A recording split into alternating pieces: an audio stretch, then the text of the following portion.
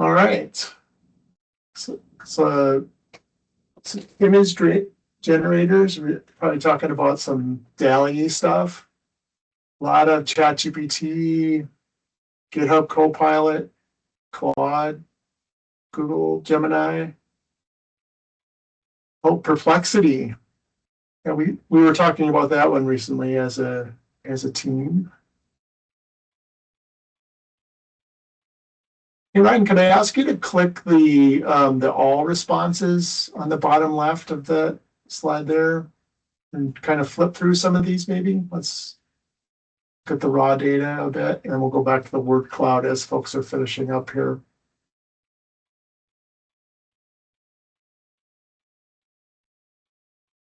Too much to say here. Oh, we got someone hardcore. Nice.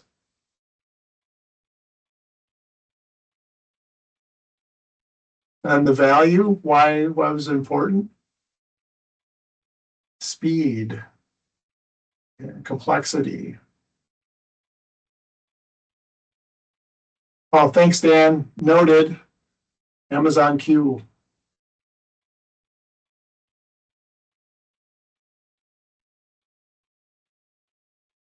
All right. Let's go back to the first one, or the first word cloud. If you click back, sorry. Click back to, yeah, to page one. Let's just kind of see how we finished out here. All right. That's fun. Interesting, and even a none. That's great too. We're gonna hopefully inspire the next step of that person's journey. All right. Thanks, Ryan. Let's go back to the slides. And I'm going to turn it over to you, sir, and take it away. All right. So now we're going to try and go through and talk about why does this matter for us as developers. Like Brian mentioned earlier, this is an intro-level course. So my goal with this course is really not to teach you all you need to know. It's really to introduce you to a lot of different ideas and make sure that you've heard some of the terminology, you understand some of the core concepts. So as you're starting to go through this, hopefully that bit of information will provide a really good basis for your continued learning. One of the things that we saw in the word cloud is productivity. It makes things faster. So for as many people as you'll say, this is a huge increase in productivity for a developer. You've started to see the other side of that come out now in recent studies that say, no, it's actually hurts your productivity. And I think it can go either way. And so we're going to talk through some techniques that hopefully will turn it into a productivity multiplier for you and not have the opposite effect. New development paradigms. Well, this is for sure.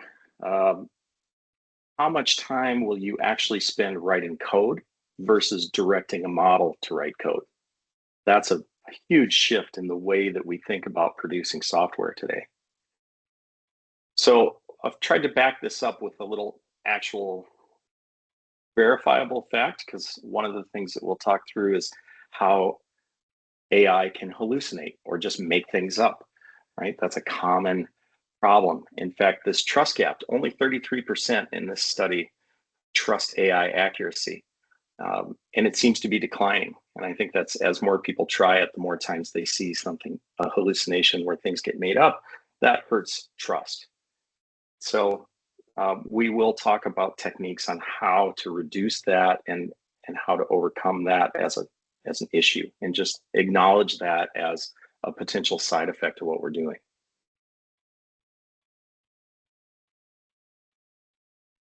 So I thought we'd start out with some basic demos. So let me just do a quick check of hands here. If everyone that really prefers to learn things via lecture and slides, please raise your hand right now.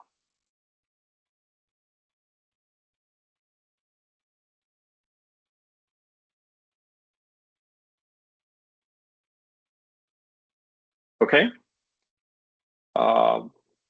And then everybody go ahead and put your hands down.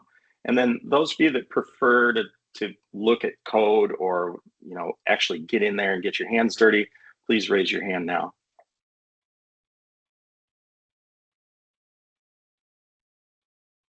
I knew I was going to like this group. That's the nice thing about developers. You like to get your hands dirty. You like to actually work with some code and try things out. So that's where the balance of most of this is. I do have a lot of slides. Some of those you may happily use afterwards for reference, but we may skip through a few of the slides in lieu of being able to watch some demos and actually see some code in action.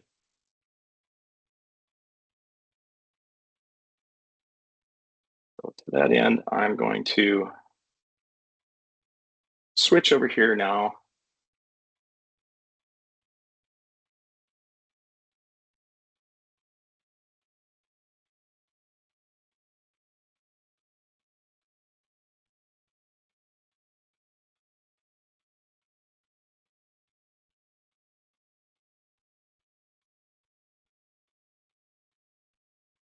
The first thing I'm going to do is actually walk through the process of how we work with a large language model by calling the API directly.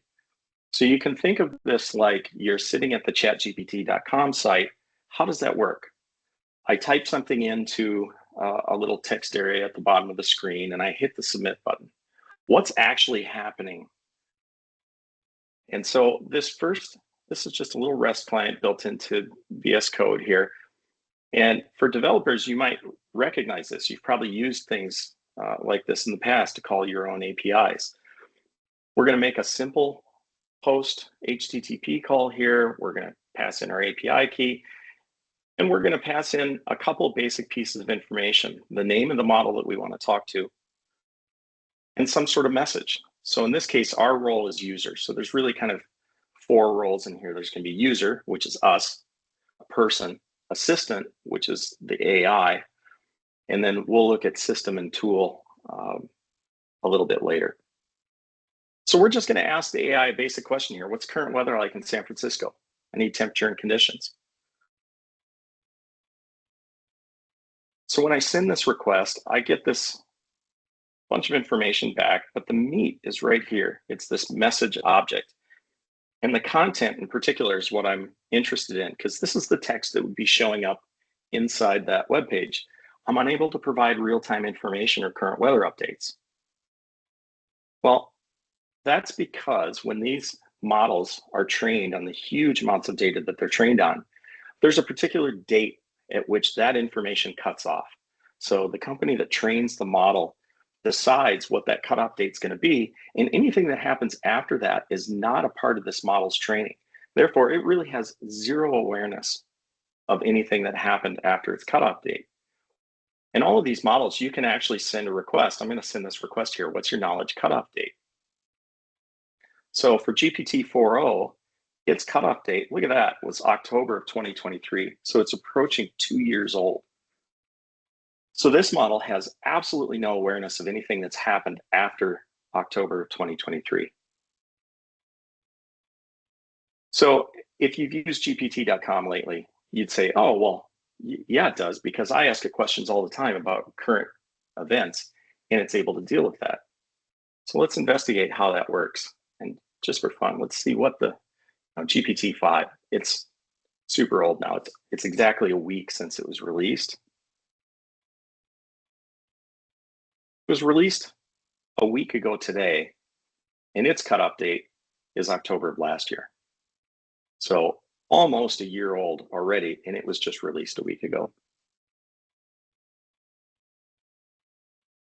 So one of the things that agents do, and we'll talk about what an AI agent is, but how do we work around this problem of not having any current information? Let's ask this question again. What's the current weather like? I need temperature and conditions. But now let's add some additional information into this call. We're going to define something called a tool. Each tool is going to have a unique name. So I'm going to provide this get weather tool. I'm going to give it some natural language description. So we're going to tell this large language model, hey, I'm going to provide this tool to you. And if you'd like to call this tool, you just let me know. We provide a natural language description of this because now it understands what this tool means, and it understands the semantics of when it might be useful to call this tool. So this tool is going to say it's going to get weather information for a specified city. And then like any good function, you can have parameters. And this parameters, if you've ever worked with JSON schema, this is just a JSON schema. I'm going to say you can provide me with an object that has city in units, and the city is something like the city name. And there's going to be, it even supports enumeration. So you can provide me with one of two values, either Celsius or Fahrenheit, for the temperature units. So now we've described this extra tool to the language model. And if I send this request, let's look at what we get back. So again, we get a message right here, but look at the content. The content is null now. So the language model hasn't actually sent us back any text. It's not actually generated anything. Instead, it's looked at the information that it had, this question, what's current weather like? It recognizes the fact that it doesn't have any current information, but it also understands that, hey, look, there's this tool that can get current weather information. So that sounds neat. That sounds like a great answer. I'm going to return my response and say, I want you to call the get weather tool for the city of San Francisco. So it's actually parsed my input in a natural language sort of way and figured out what the city is that I'm interested in. So now you might say, well, what do I do with this tool call? Well, this afternoon, we'll get into this. We'll actually implement a tool call. But let's say for the sake of argument that I've got some API that I can talk to that knows how to get me weather information. So many people have played with this as a demo in learning how to program courses. I make this API call out of my software now. So I've made one call off to the LLM. The LLM said, go execute the get weather function. I've reached out to this other API and I get back this little chunk of data with the actual current conditions in San Francisco. So now I'm ready to make a second call back to the API, and you'll see how this list of messages now is just growing. We had the original one, which was our original inquiry. We had the response that came back from the LLM with its role of assistant saying, I want you to call this tool called Get Weather. And now I'm going to provide a tool message, which is my response to Get Weather. And you'll notice that these IDs match up. So the LLM knows, oh, look, here's the data, the current data for what the weather's like in San Francisco. So I've put all of this together and I send this request. And now look at what happens. This is where some of the magic happens. The LLM now actually responds in a natural language sort of way and constructs and generates this text with the current weather information. Right, so that is the basis of interacting with tools with an LLM. So here I'm going to modify my query just a little bit. So now I asked about two cities. Compare the weather in San Francisco and New York City.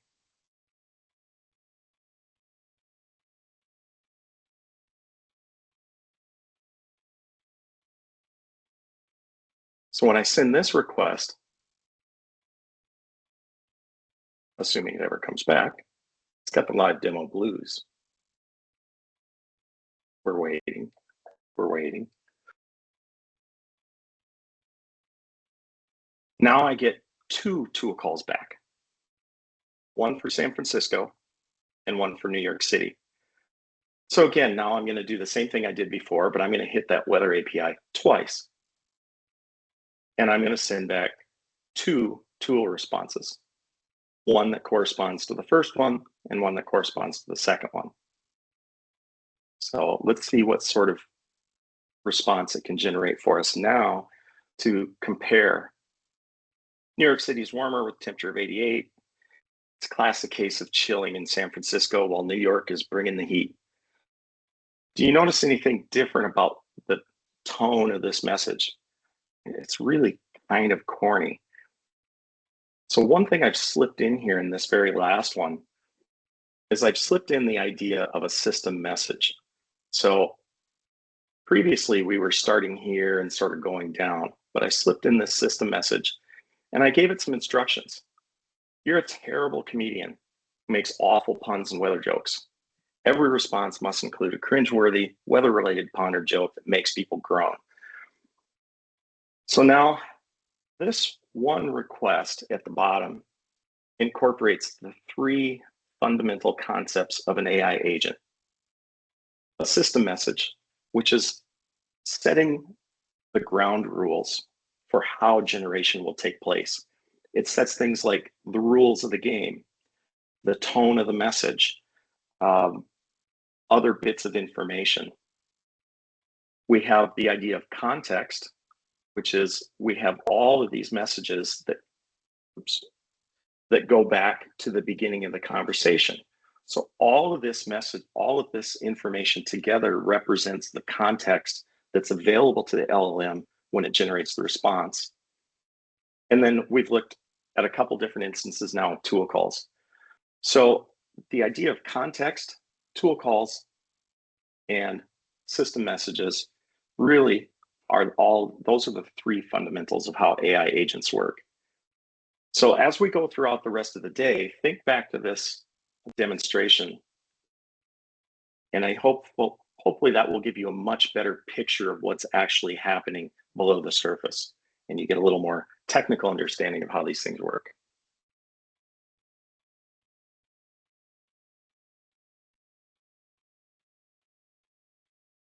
Hey, Ryan, looks like you had a question in the chat. Maybe it would be a good time to take a look at that. Yep, I will bring up the slides while you read the question.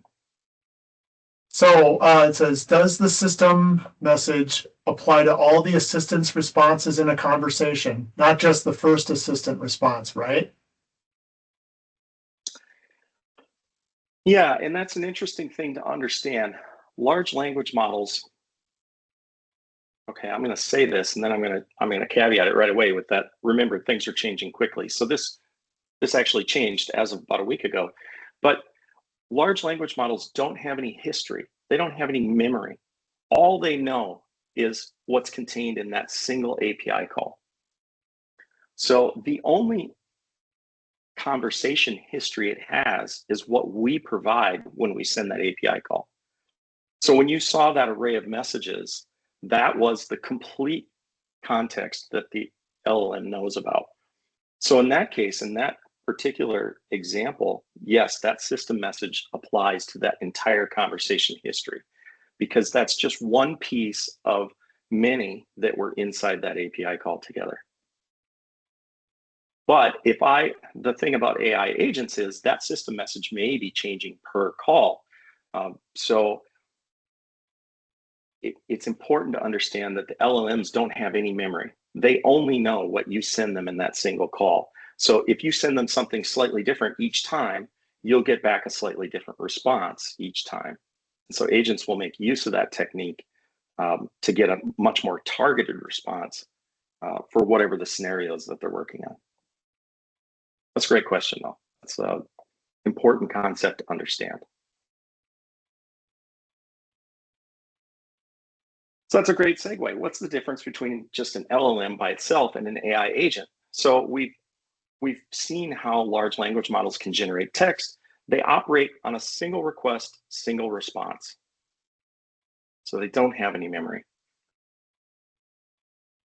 AI agents, on the other hand, they most importantly use tools. So the ability to use tools means now I can interact with things outside of the model. I can use the model to generate text or to even make decisions, but ultimately it's the tool call that I make within my own code that does some work.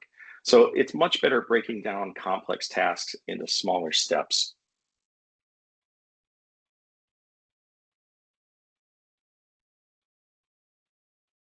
So what are some of these tools? So it seemed like I put these in this order because I think this sort of is reflected in what we saw in that survey at the beginning. GitHub Copilot seems to be the most widely adopted tool right now. It's got great integration into VS Code.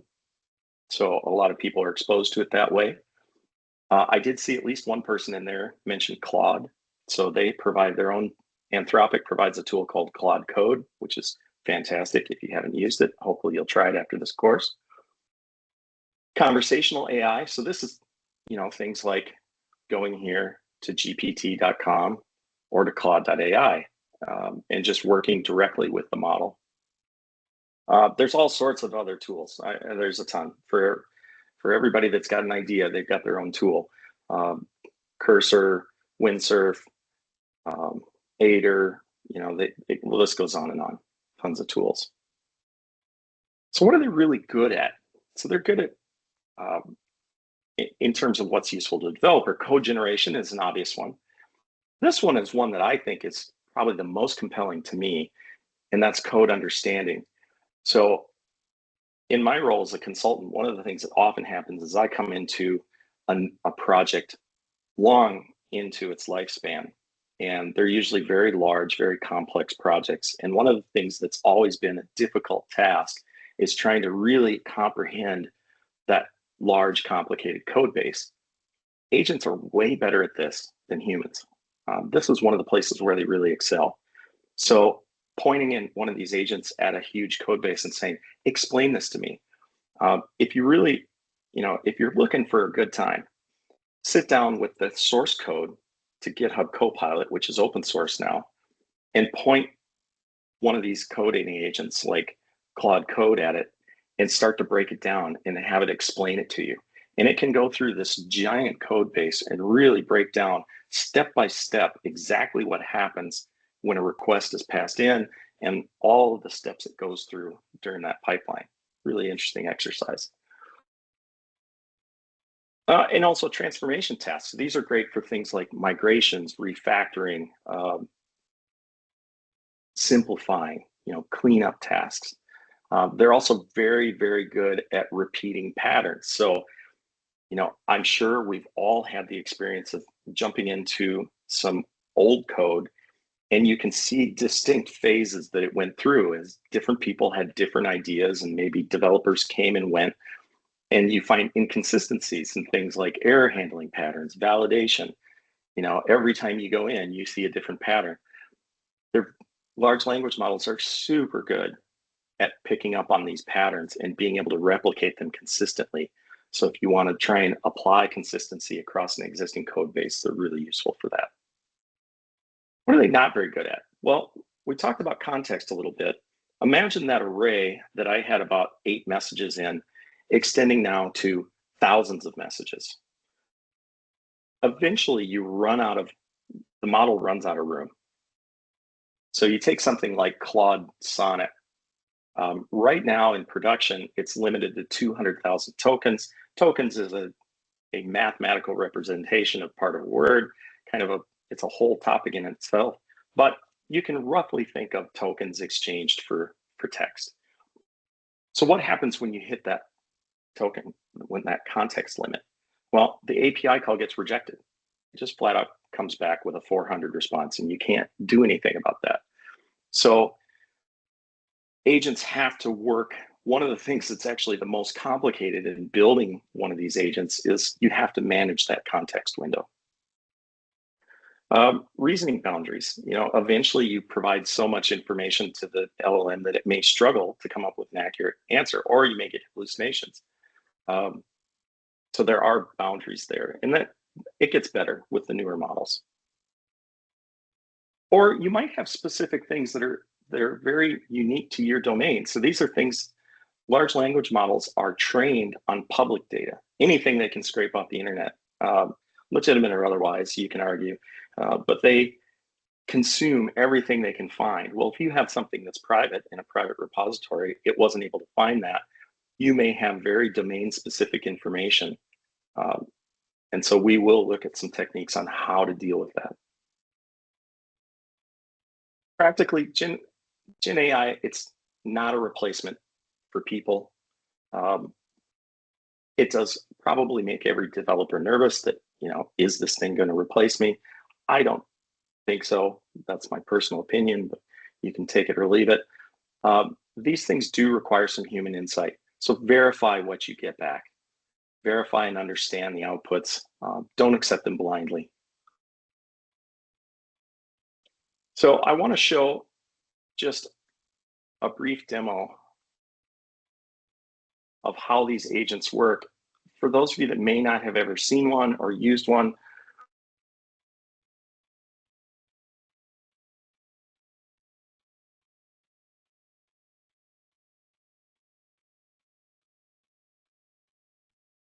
so I have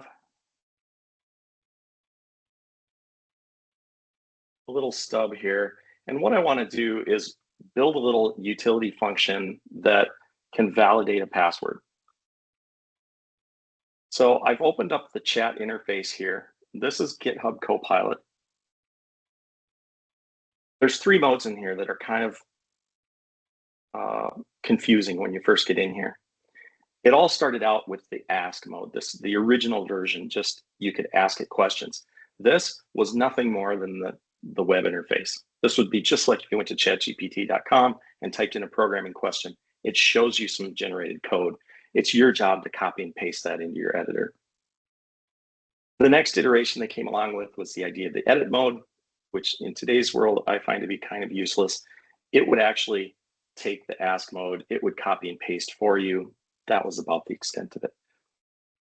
I think what most people use now is agent mode, and this is the full-blown agent mode where we talk about tool use. If you ever wonder what the tools are, there's this little icon down at the bottom, and you can actually see what tools are available. So you can see this has tools for things like editing files, fetching stuff off the web, checking the problems pane in the editor, running commands on a terminal, which turns out to be super helpful. So you can see it has a whole bunch of built-in tools. So I'm just going to run this little prompt here. Create a password validator, strength scoring, add some tests and run them. Now you notice that I had this file open, and if you look down here, you'll notice that the current file with GitHub Copilot is always added into the context. So if you think back to that API call where I had the system prompt, imagine now that that part of that system prompt is formatted code. It was formatted code that was contained in this file. That was part of the prompt that was sent to the LLM. So now it understands what code I used to have. And here you can see a tool call. It's come back and said, hey, I want to run this Python command on the terminal. So when you open up terminal access to this, as you can imagine, what could possibly go wrong? If you've ever typed remove recursive force and been in the wrong directory, you know what can go wrong. You can accidentally delete a whole lot of files. You can do some very nasty things. So tool calls have to be approved. I'm going to say yes, go ahead. This looks reasonably safe. It's going to run a test. And that's the basics behind how a coding agent works. You give it some sort of prompt. You can watch the tool calls. It will ask you to verify certain things, and it will carry on and do its work.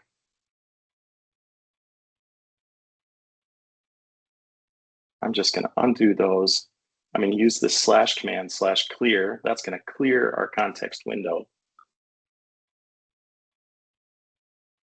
And let's see the equivalent thing here with Claude Code. So this is running in a terminal now. It's command line. They do have some really basic integration with VS Code, but it's not nearly as elaborate as the GitHub Copilot. But I'm going to take that exact same prompt and run it in Claude. So one of the big benefits of being in a terminal here, this works with any editor. So this can sit outside your editor and just run in a separate terminal window. You can use it with anything. This little, we'll talk about this in a little more detail later, but this idea of a to-do list is something that makes Claude Code super powerful for coding. It's taken this rather complex task and this very loosely worded prompt that I gave it, and it's created a to-do list, and it's broken that down into bite-sized chunks that it's going to work on step by step. You'll see the same things here, tool calls. So it's reading files. That's a tool call. It's got access to the file system. Here it listed the files that were inside this folder.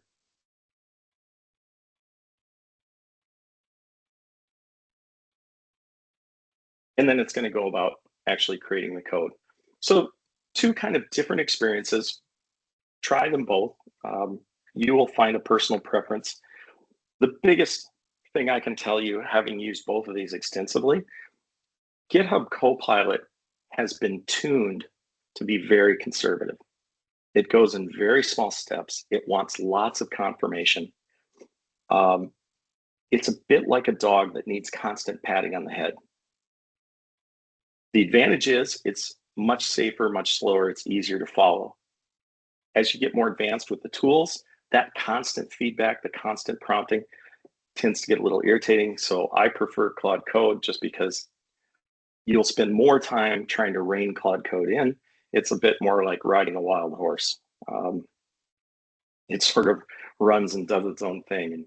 And you do have to be a little more experienced with how to use coding agents because you'll need to spend some time trying to put boundaries around it.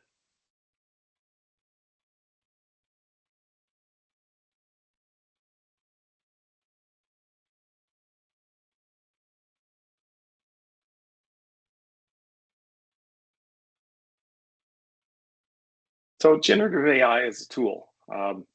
It's a tool just like any other. So I read a lot of blog feeds. I get a Medium feed every morning and a Tilder feed.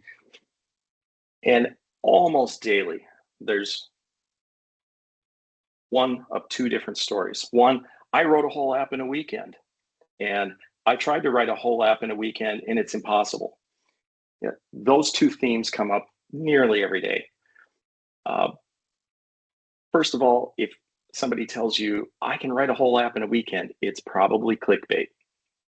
Number two, if somebody says, well, I tried this and it just doesn't work at all, they probably put in some poor prompts, had a poor experience, and didn't use the tool effectively, and then sort of gave up before they really honed their craft.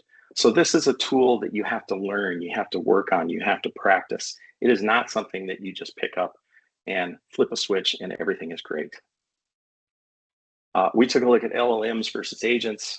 You know, the agents really amplify an LLM. They use an LLM as part of the tool, but an LLM by itself is only limited usefulness. It can generate some code for you, but you have to copy and paste that in. Like it's very old. It's not really much of a productivity helper. Whereas an AI agent takes advantage of those tool calls to really start to do super useful things like build whole projects from scratch, write tests and execute them, look at the output of the tests and iterate on that, trying to figure out, should I fix the test or did I need to change the code?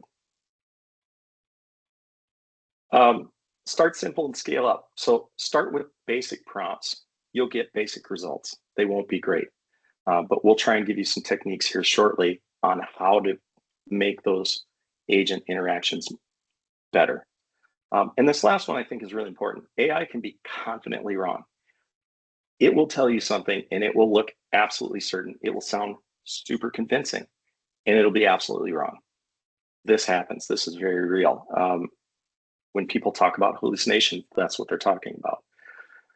So use your experience, judge these things just like you would if you're talking with a coworker and they say something, you're like, I just don't think that's really correct.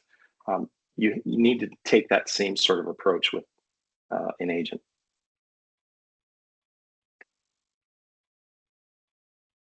Let's see, how are we doing on time? We're a little bit over, so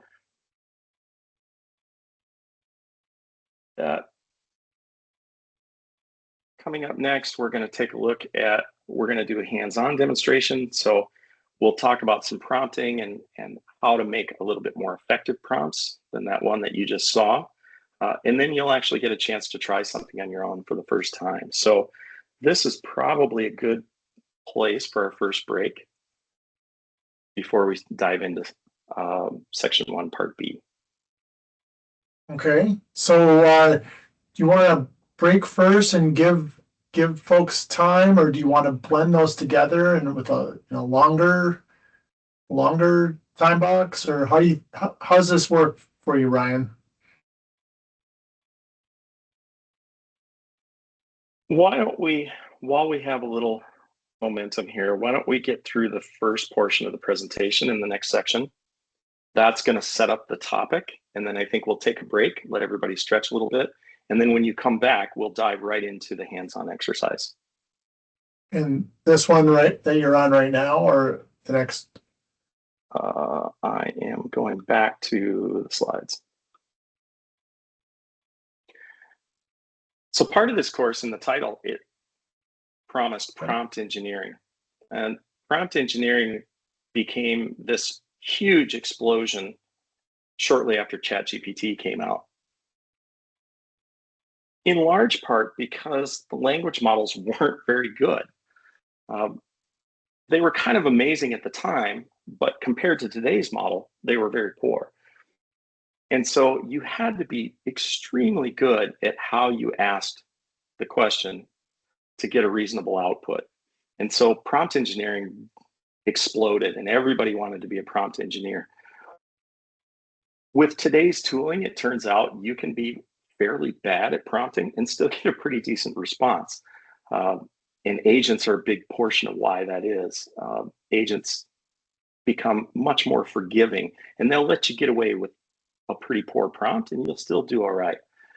But prompt engineering is still important because it can increase the chances of you getting a good result on the first try.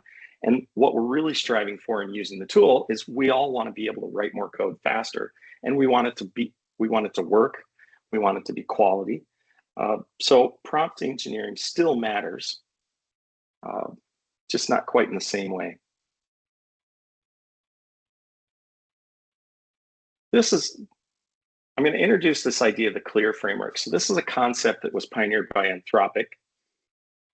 And they came up with this nifty little acronym: context, language, example, action, and requirements. That's the CLEAR framework. Interestingly, as I was prepping for the course, I'm looking through prompting guides from ChatGPT, and I start reading this and I'm thinking, whoa, this is the CLEAR framework, just using different words. So one of the things that I really like about this CLEAR framework is that it is the underlying principles for all of these prompting techniques. So if you pick up nothing else out of this class, remember this handy acronym, the CLEAR framework, because you can use this to build prompts in these varying techniques, and they'll all sort of refer back in one way or another to these principles.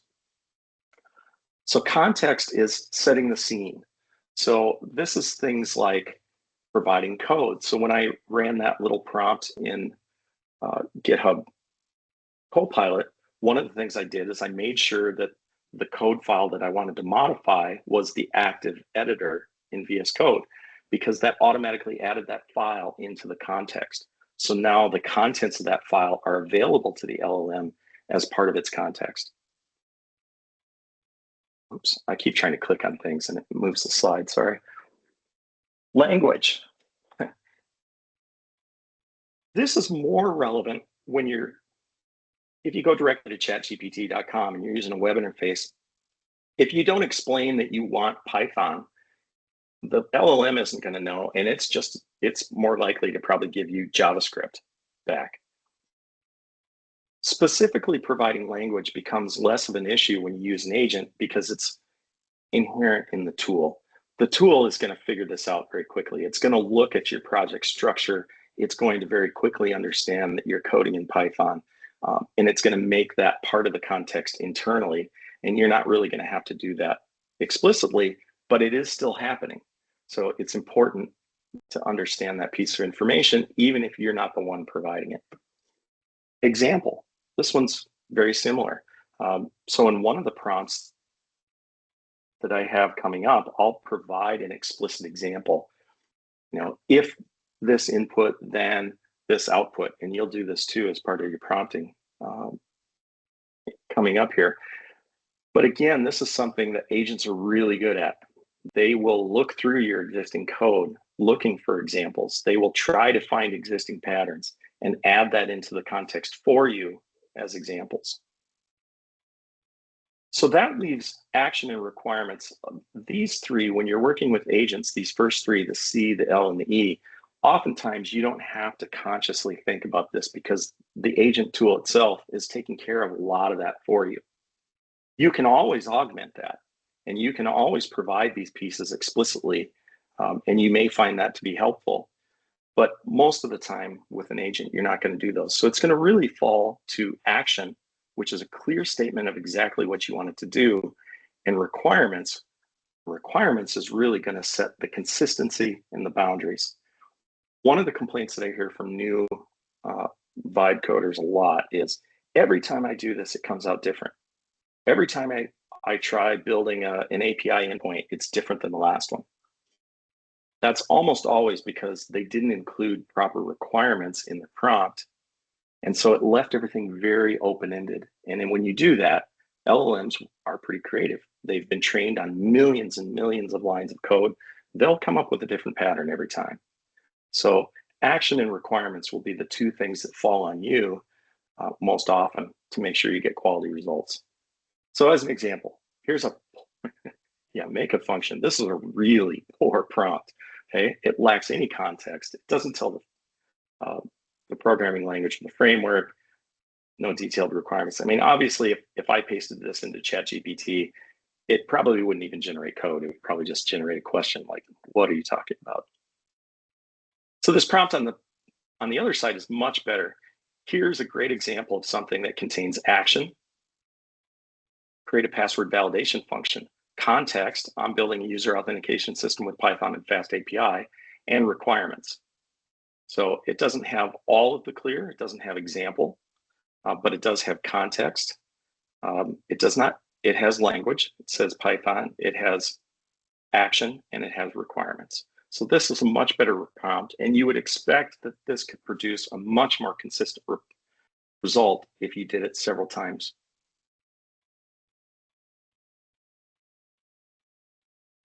It's more than anything, be specific about requirements. Requirements are really one of the fundamentals to getting decent prompts. That's the thing it's gonna do two big things, that consistency, which is huge, and boundaries. If you think about, this is something that you have to sort of take a step back and think about how LLMs work. They're trained on basically all the public code that was available on the internet. Most of that code is production level code. It's code that has validation, error handling, lots of structure, logging, telemetry, all of those cross-cutting concerns that you could think of.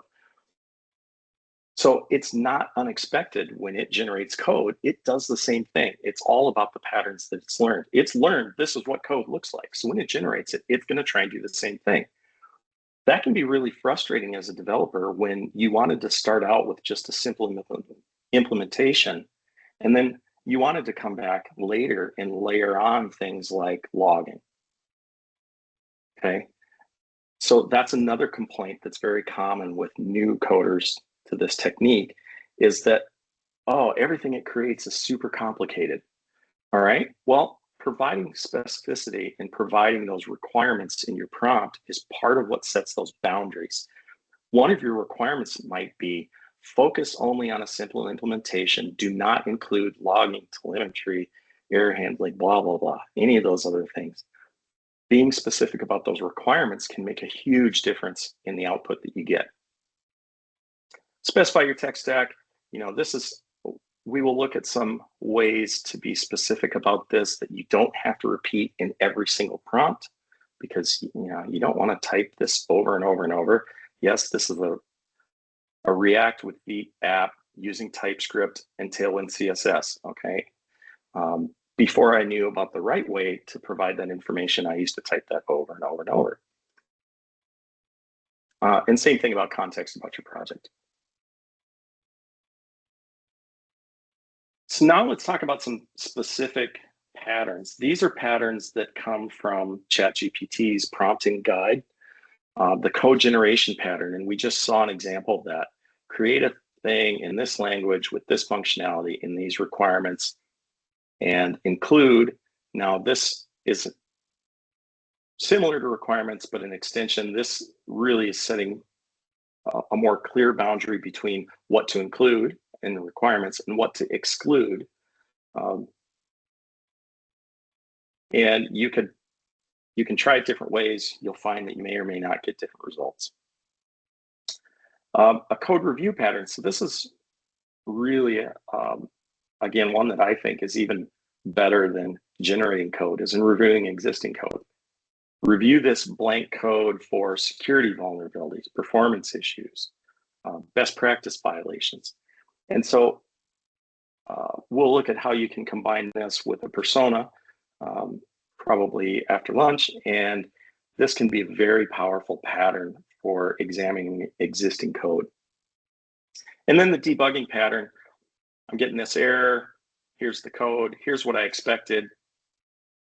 Here's what actually happened. Help me identify and fix the issue.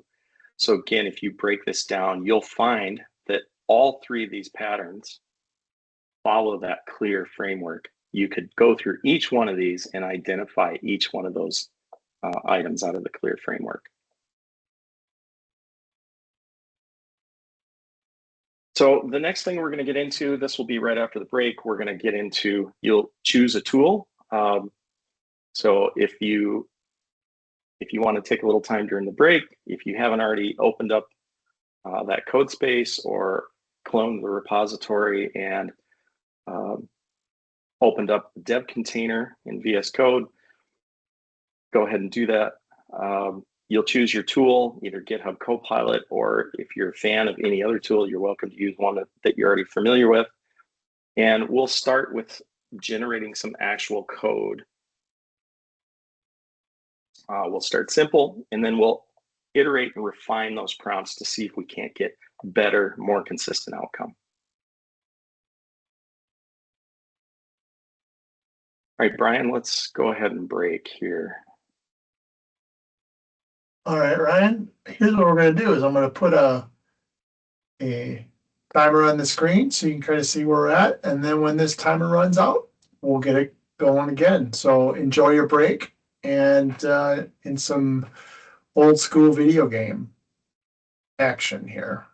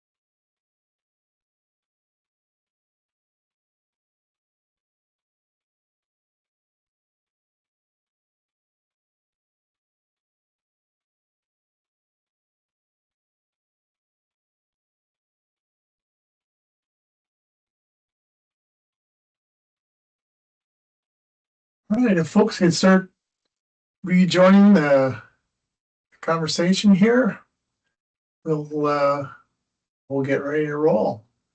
Just a few seconds here.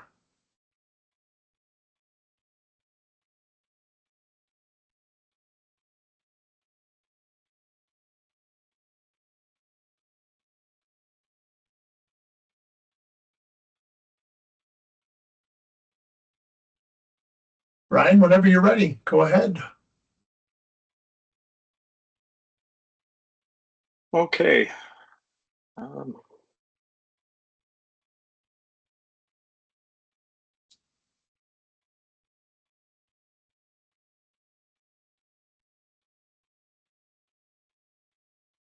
Let me just do a quick poll here. How many of you are in a position to actually go through the hands-on exercise, that have the repo either running in a dev container locally or running in code spaces up on GitHub?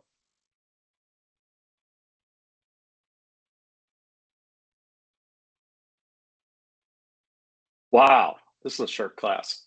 Holy smokes. That's darn near everybody. Perfect. Okay, so let me just set the stage here before we turn you loose. Before you do that, Ryan, it looks like Bruce has got a question in the chat there. Yes, I saw that. The first thing I would check, if you don't see the little tools icon with the little screwdriver and wrench there, is make sure you're in agent mode and not in, because it defaults when it first opens into the ask mode. And tools are only relevant when you're running it in agent mode. So there's a little selector that you have to select agent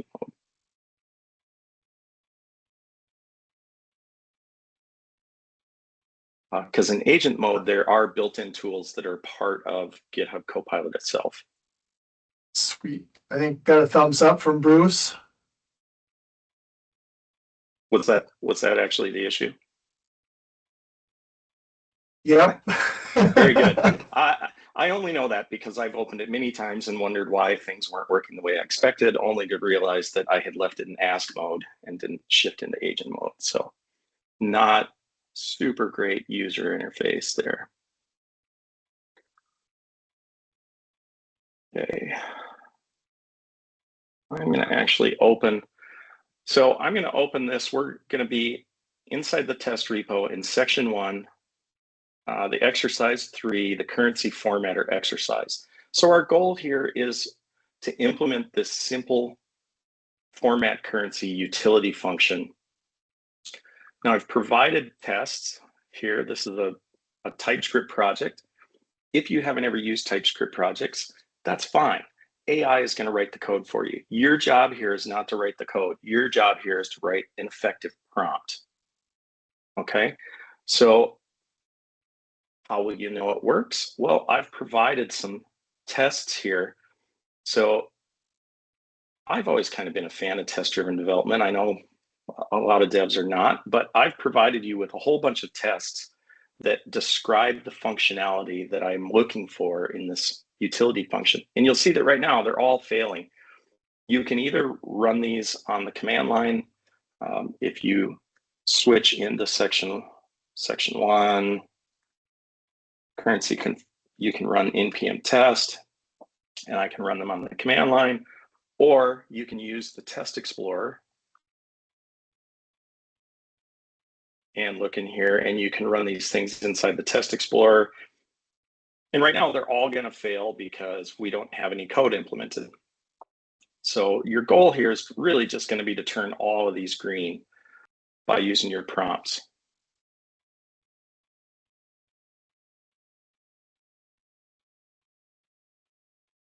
And I have to get into my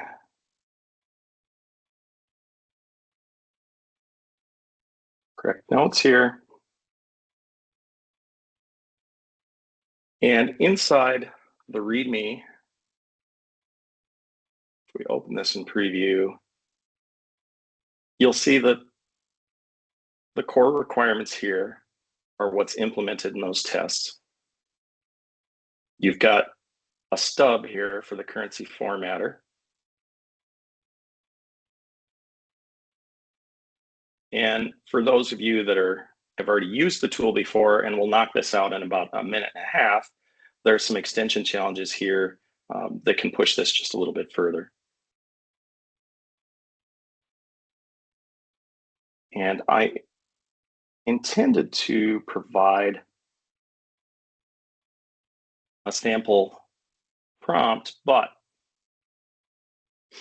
I'll hold this back. I think this is a good exercise. Remember, we haven't even talked about all of the technical terms related to prompt engineering.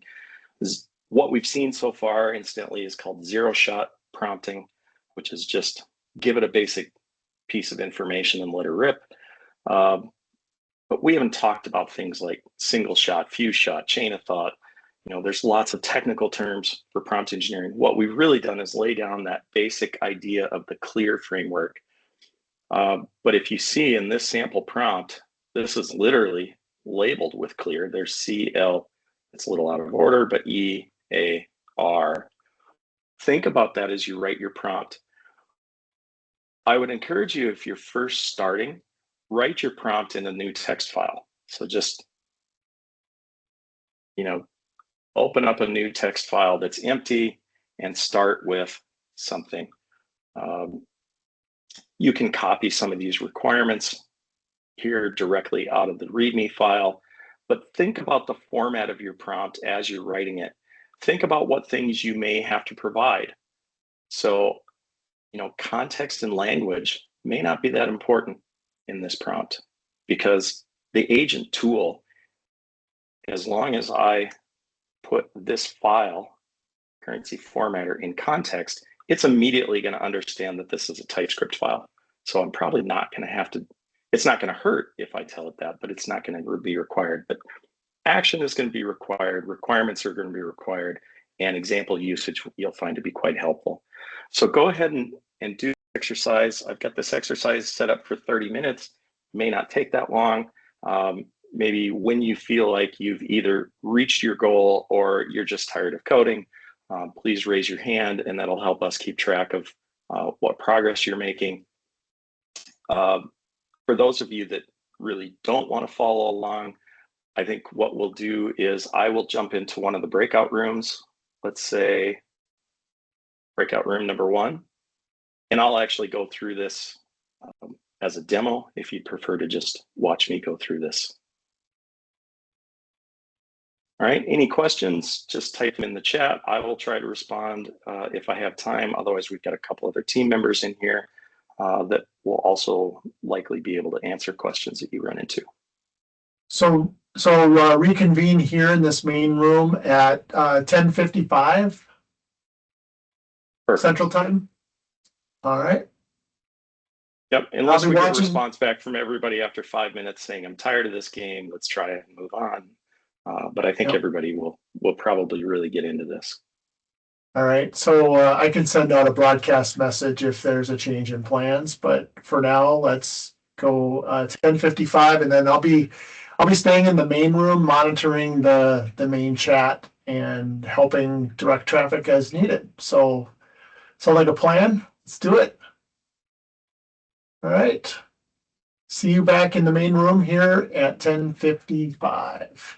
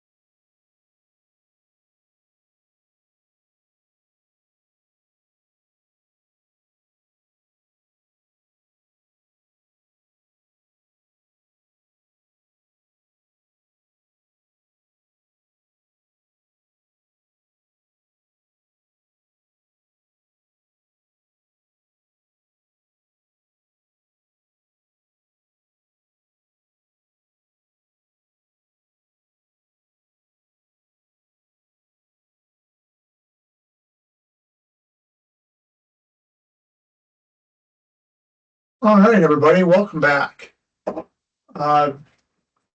So, Ryan, you out there?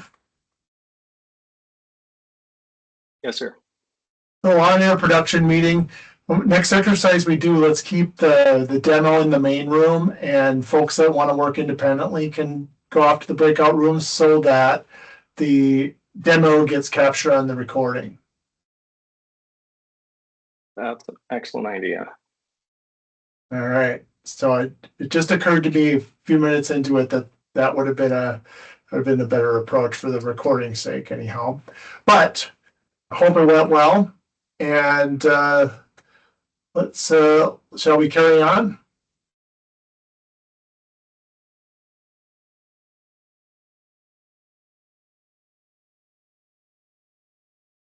Right.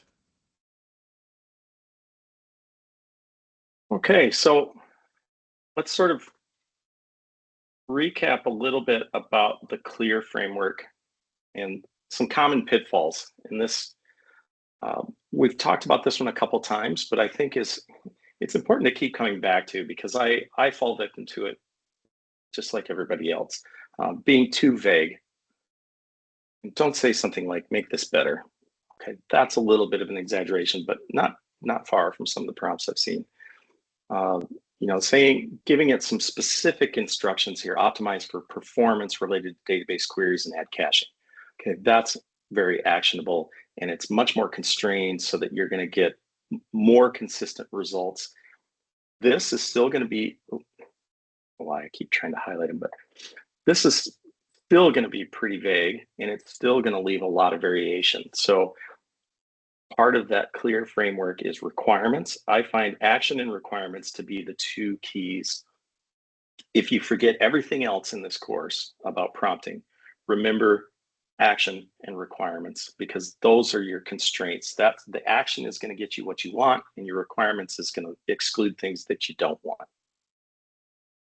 So not specifying constraints, same thing here, and ignoring error handling, but again, this is something that you can do iteratively. If you prefer to see something that's a little simpler to make sure you're okay with the idea and the basic flow of the code, exclude that as part of your requirements to begin with, and then take a second pass where you layer that on and you layer in the complexity. I think that's pretty helpful. Always review generated code. This seems obvious, but I can tell you that when you get into a real flow and you're vibing and you're creating tons of code, you can find yourself a couple hours in and think, gosh, maybe I should hit F5 and run this thing up. And then you realize, maybe I should have done this about 45 minutes ago. So review the code that's being generated, because you can turn this into, when people talk about the fact that it doesn't save them time, I think one of the things that happens often is people go too far, generate too much without reviewing it, and then they have to go back and kind of take a significant jump back and try it again, and that's where they're losing most of their time. Generate tests or write tests manually, or generate tests and verify them first and then write your code. So make test-driven development a reality. Verify that meets your requirements. That's, again, it's a part of that review process. And then modify and iterate as needed. This is very common. Somebody in the breakout room mentioned, I've tried this a couple times and it generates code that's not valid on the first try. And that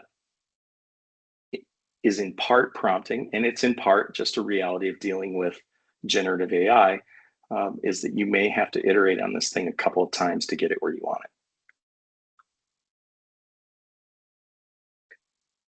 Structure does matter. We'll look as we get into the more advanced ideas, we will talk more about how to structure prompts.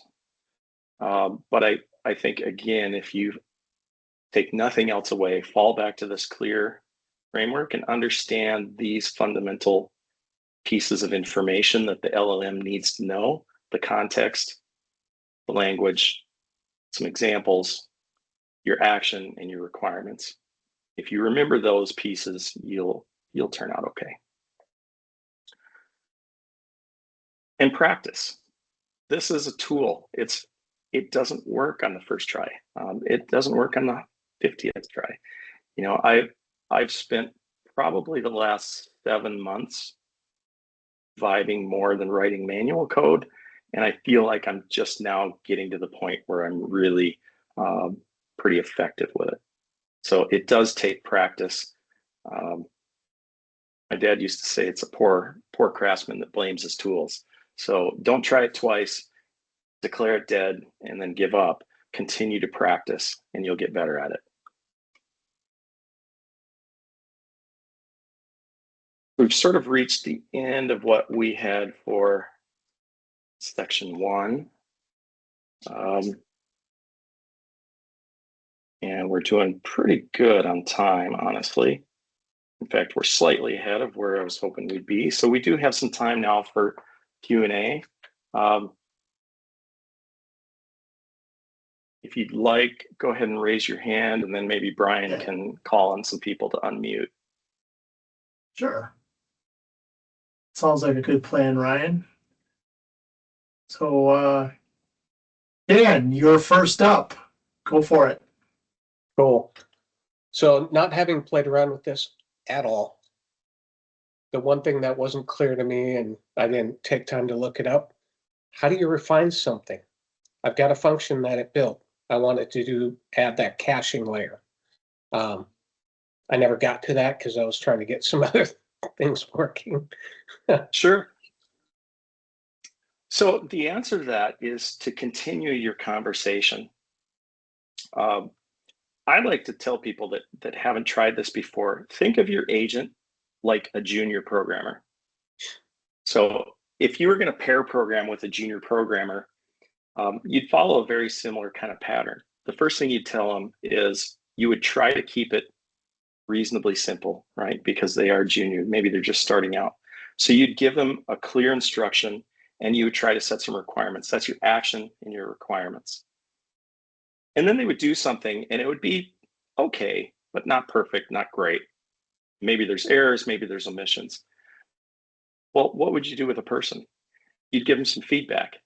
You would have another conversation with them, and you'd say, oh, I like what you did there, but you forgot to put in error handling, or you forgot to validate those 2 inputs, those parameters.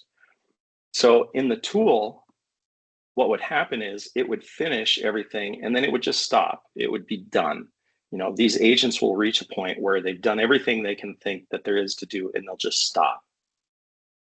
And what you would do next is input some more text. You'd input your next prompt, and that next prompt would be designed to try and address whatever that error or omission was. Cool. Thank you. All right, got time for another one if anybody has anything.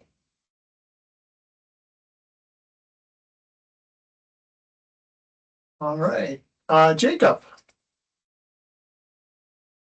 So one thing that I have run into with my own experiments with this is sometimes these AIs can be a little heavy-handed. I think you've also kind of mentioned this, Ryan. Sometimes they get a little carried away and they make some big changes. And I want to have a good foundation of tests to make sure that they don't, change the world under my feet too much. But that can be a little bit difficult when the AI is getting, carried away and it starts, making entirely new methods and stuff like that. Do you have any advice on that, or is that going to be covered later on in this class?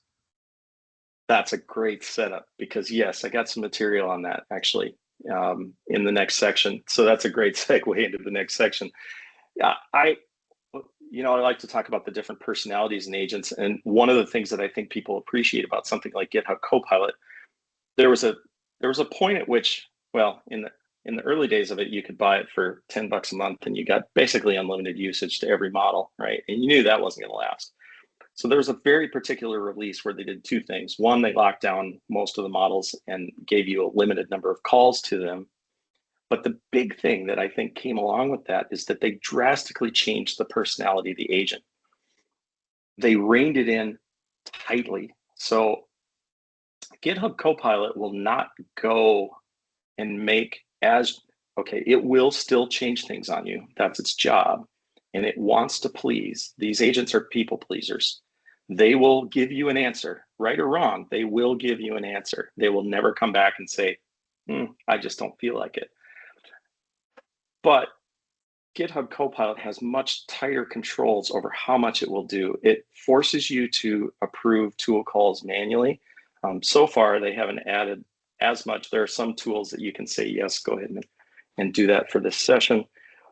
But it also will stop frequently and say, it'll give you a little message like, I've been working on this for a long time. Would you like me to continue? And so it sort of gives you this stop point where you can give a gut check on, has this thing run crazy on me, or is it still moving in the direction I want it to? Claude Code, on the other hand, is I liken it to riding a bull. It's bull riding for vibe coding. It will crush you if you don't keep it constrained. So yeah, I'll show you some techniques on how to manage that and try and get it to do the things you want it to do and stop it from doing the things that you wish it wouldn't.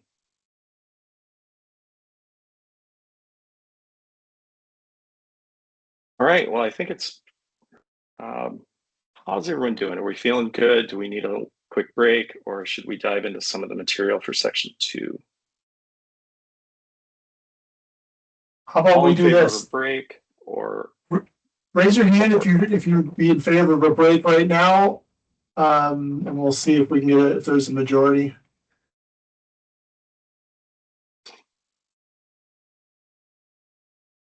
It looks like we've got it's about half people, and half. well, half and half. So do you want to do a let's just go for it. Let's just take 10 right here. And let me get my I think that's timer. fair. It's a good Good breaking spot. point before we dive into the next section.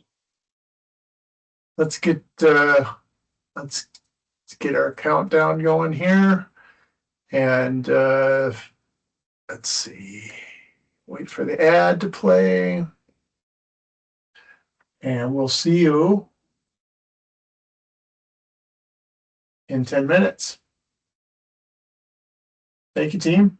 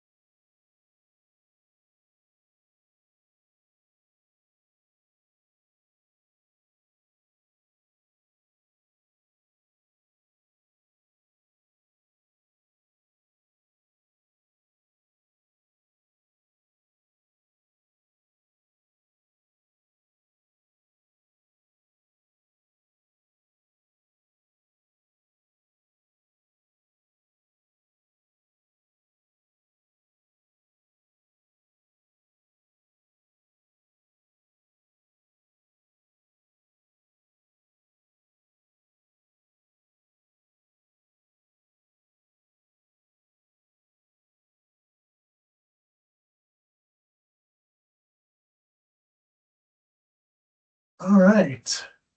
Welcome back, everybody. And I just wanted to point out that I just dropped a little poll in the chat as we think about coming up upon the lunch hour, and I'd love to kind of get what the team thinks, and we can use that information to inform our plan going forward. So go ahead and place your vote here, and we'll be able to see the results here shortly.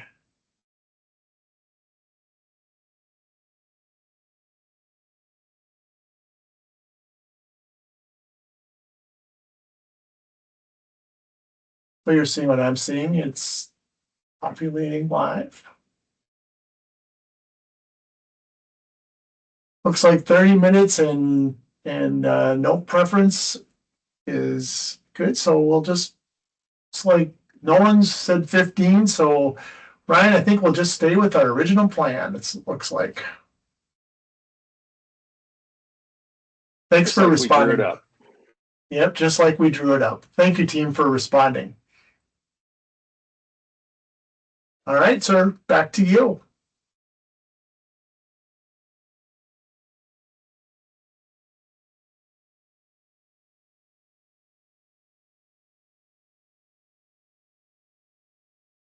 Okay, so we're going to dive in now to what this next section is, how to make prompting a little more effective. We talked about the basic CLEAR framework. And I think what you'll see as we get into this next portion, this is more like the material that you might have seen if you've taken any prompt engineering classes before. There are very particular patterns. People get very excited about very particular patterns that accomplish different things and have different kinds of results. I think for beginning course, the CLEAR framework honestly is probably enough. And you'll find that most of these techniques that we're coming up on, you can trace them back to that CLEAR framework and see how different portions of that actually apply to these newer techniques. But we've got the same goals in mind: increasing accuracy and saving time, getting quality, and trying to get it on the first try. And then also, as we get into some of the more advanced techniques, we'll try to tackle more complex things effectively. And I'm going to skip through a couple of these because there is a little bit of repeat in here, and we're slightly behind where I'd like to be. So we've talked a lot about specificity, not doing things like fix my database code. A zero-shot prompt is just, if you think back to the CLEAR framework, a zero-shot prompt is something that contains only the action. So that's really what it is. You're just asking for something to happen. Now that action can still have varying degrees of specificity. So, between these two examples, fix my database code versus optimize my SQL query for better performance, the second one is clearly more specific. We're talking about what we want with this query, which is better performance. But then you can take it and become even more precise. And this sort of gets into, if you look at these things in the bullet list, you can think of those more like your requirements. So now we're back to that CLEAR framework again, but specifying action and requirements.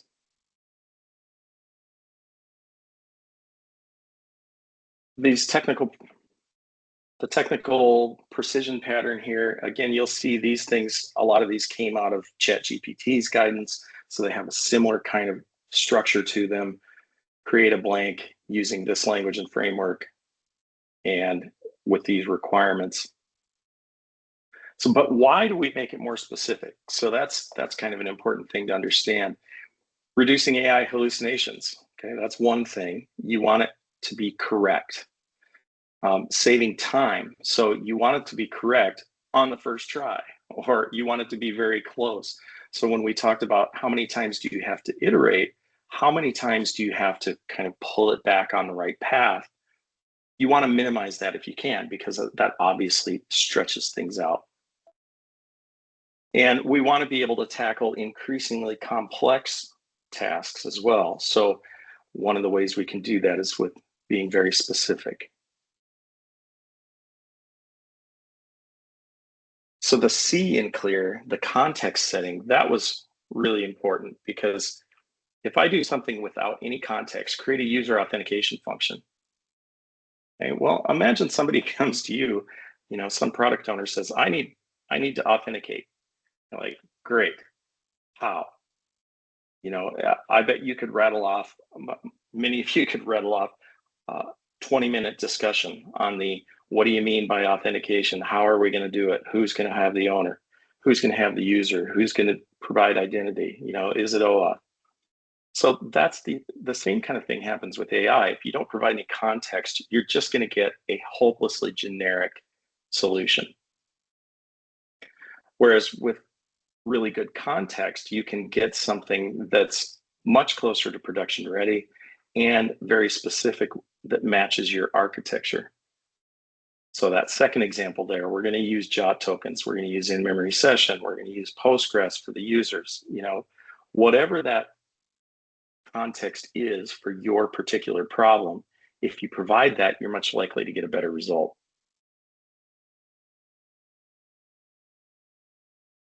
So these kind of things come up a lot. Technical environment. I mentioned this earlier, that when I first started vibe coding, I tended to repeat these things again and again and again. I got very tired of that very quick. Understanding of things like, this is a Node Express API using Postgres. Okay, imagine having to do that over and over. Or on the other hand, agents are really good at figuring this out. They will examine your code. They've got a search tool. They can parse source code. They can examine it. They can understand all of this technical environment, but it takes time. If you're starting out every single time having to go through this investigation phase, that sort of eats into your productivity pretty substantially. So while it can pull it off, it doesn't mean you want it to. So we'll look at better ways to provide things like this technical information so that it happens very quickly, and the agent itself doesn't have to go through this investigation every time before it begins working on a solution. It can just sort of jump directly into working on the solution. Same thing happens with business context, this sort of contextual information about the project itself. Give me the big picture. What kind of app is this? Is this an API? Is it an API with a front end? All that sort of general knowledge that you would need to understand the big picture of an app. And then maybe constraints and requirements. So this is where you get into things. When I mentioned being able to rein in the enthusiasm of something like Claude Code, a lot of times it's about constraints and requirements. How do I hold this thing back? How do I rein it in so that it consistently does things in the way that I want them done? This is another effect of large language models being trained on everything. Imagine how much variation there is out there. And if you've ever had one of these really super fun conversations with your team about something like simple as code formatting, you might imagine there's a lot of different ways to format code. There's a lot of different ways to structure it. There's a lot of different ways to deal with dependency management. There's repository structure, folder structure, file naming conventions. It can go on, and there's a ton of this variation out there. But eventually, most teams settle on some agreement, and you want to make sure that the AI is trying to produce things that fall in line with those constraints as quickly as possible so that you spend less time trying to pull it back on target. So this is one of the most useful things that I've found, and that's project level context files. And so almost all of the agents have some concept of this. They implement it slightly differently, but they all do a similar kind of thing.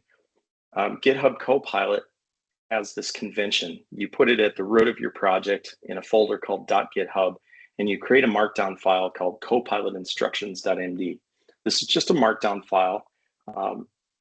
And if you look at this example down here, this gives you an idea of how you might deal with technical, business, and constraints by building out one of these Copilot instruction files. So you can describe what's in this particular repository. You can describe tech stack and the architecture, how we deal with testing. You can give the big picture about the application itself. What's its purpose? What's its goal? What are our priorities? You know, do we prioritize performance, or do we prioritize ease of being able to comprehend the code? So, and then constraints and requirements gets to be really important, because this is where you can really set your guardrails for an agent. Now, do I have to always format code in a particular way? Do I have to run certain auditing tools on the code when I'm done to make sure it complies with our policy? You can lay these things out in constraints and requirements, and this gets fed in as a part of that system prompt, as part of the overall context on every single interaction with the LLM. So now you can put these guardrails into every request that gets made. And so you can start to achieve much better consistency in how it behaves. So if you've really struggled with agents being overeager, which they can do, this is a really good tool to rein that in. Claude Code does exactly the same idea. They use a different convention. They use a file called claude.md that sits at the root of the project. So not only does that set context on every interaction with the language model, but there's some nice side benefits. Consistency. You know, this is a file that's actually committed along with the code. So you get really nice consistency across the entire team. Onboarding, you know, how great would it be to not have to go over these things every time with every new team member, because it was just baked into the knowledge that the agent has. Evolution, you know, you update this once, it's just like a source file. So as soon as it's updated and somebody pulls the latest down from the repository, they've got the latest rules. And the thing that I started using it for was no repetition. I got tired of making these same explanations over and over, or sitting there waiting for it to go, let me examine your repository and see what the structure is.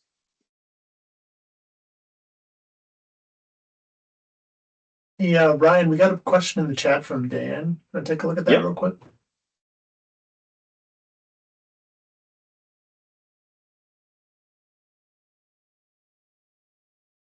Can you tie in your lint configuration, make this simpler? Yeah. Actually, the tools, I know Claude Code for sure is really good about this, and I think GitHub is probably as well. What you would do is actually just tell it things. I usually give very specific instructions about formatting, linting, and code analysis. And so what I'll do is, depending on the framework that you're working in, say this is a TypeScript project, I would actually put something in there that says every time you do code, I like prettier for code formatting.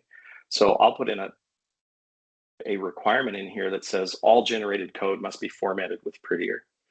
And I'll probably also include the actual npm script that I run, like, so that you'll see the agent run npm run format after every time it generates code. Same thing with linting. You know, you can tell it, here's my linting tool. Every time you generate code, you must run this linting tool. And that works in, you know, things like JavaScript, TypeScript, Python, anything that has tools like that.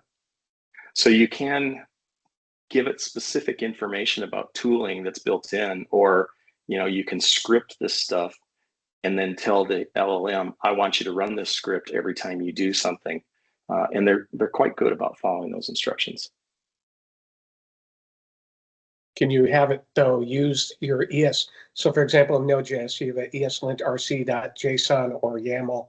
Can you have it use that to actually adhere to it while it's generating? It's an interesting thought, probably, yeah. Because ESLint is a very well-known tool. It's undoubtedly trained on a gigantic number of ESLint configurations, and probably has a pretty darn good understanding of those rules. So yeah, I would try that for sure. Thank you. That's one of the things that when you're working with something like generative AI, there's never a concrete answer. It's always it's very experimental. When you have ideas like that, your best course of action is to try it, evaluate, and refine. Go through that several times. And when you find the special sauce that makes it work, then you go put it in one of these instruction files so that it is now forevermore part of your tooling.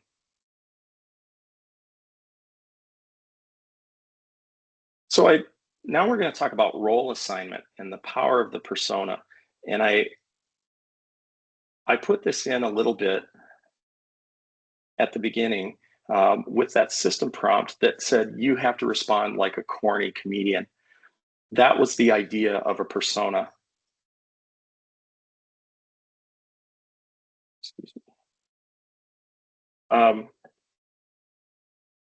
These are things, there's a kind of an interesting research paper that's worth reading in the resources slide that talks about how much of a performance improvement you can have on this. And it's not just about the performance of what it does, but again, it's about shaping the result that you get. It's about trying to guide this thing in the correct direction.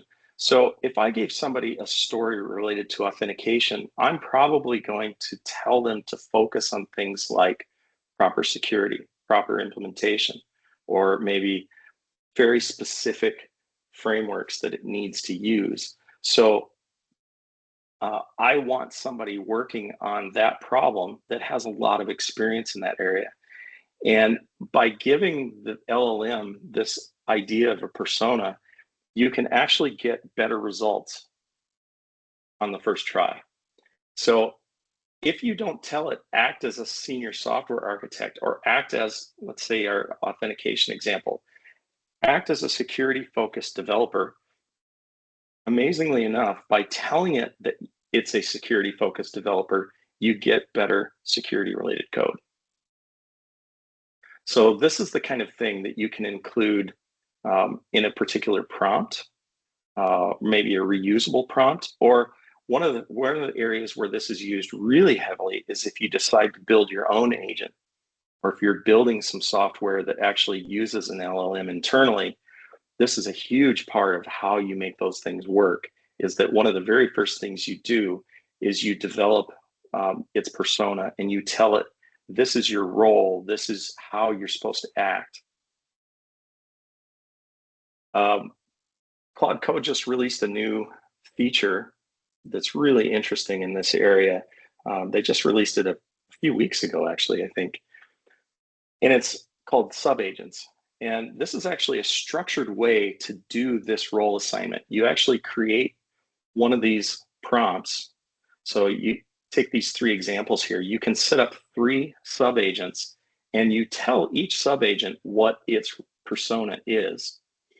And then as you're working with the root level agent, it understands that you have these different personas available, and you can either explicitly, or it will route things to the persona that seems best matched for that particular problem. And so now you can actually, you got something built into the tooling that allows you to have this group of experts, each with their own kind of specialty. It's a really neat tool to be able to add in.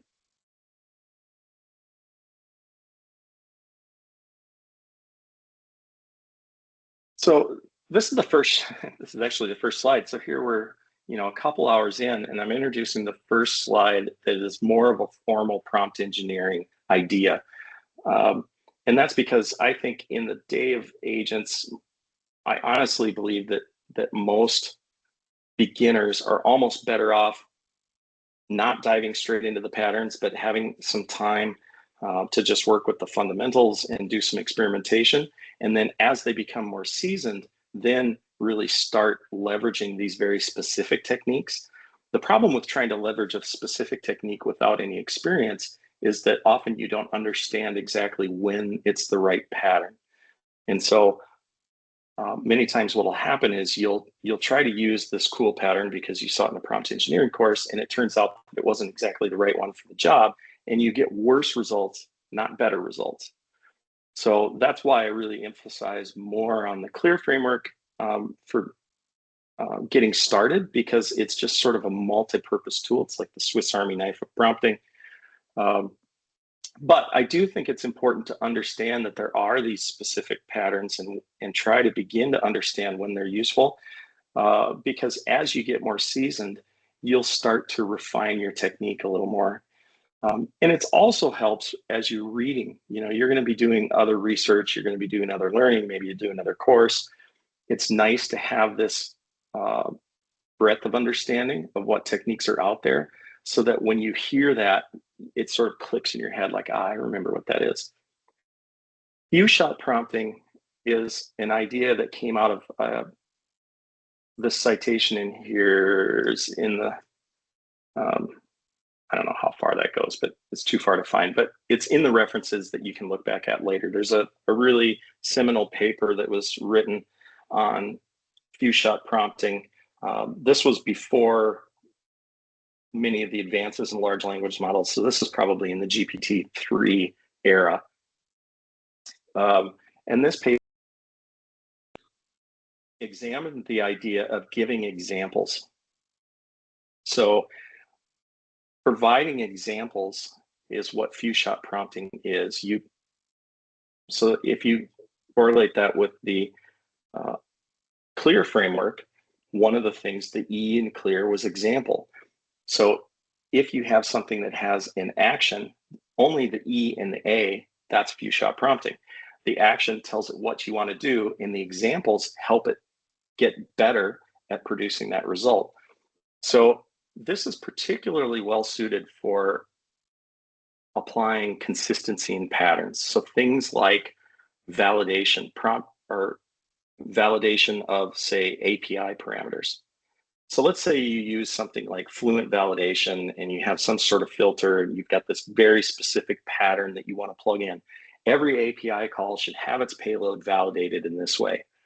What you would do is in your prompt, when you ask it to generate a new API endpoint, you would provide several examples that might show that very particular prompting or that very particular validation pattern, so that when it generates this prompt, it generates it using your desired framework and your desired pattern on the first try, and you don't have to spend so much time iterating. And one of the things that this paper found is that there was an almost linear relationship between the number of examples and how much better the final result was. The more examples, the better it got. So one of the things that I claimed early on is that agents allow you to get lazy with prompting. And this is a really great example of that, because let's say you don't provide any examples. It's so much easier to just write the action statement, period. That's way easier. It takes much less time. Providing formatted code samples is either a bunch of copy paste or a whole lot of typing.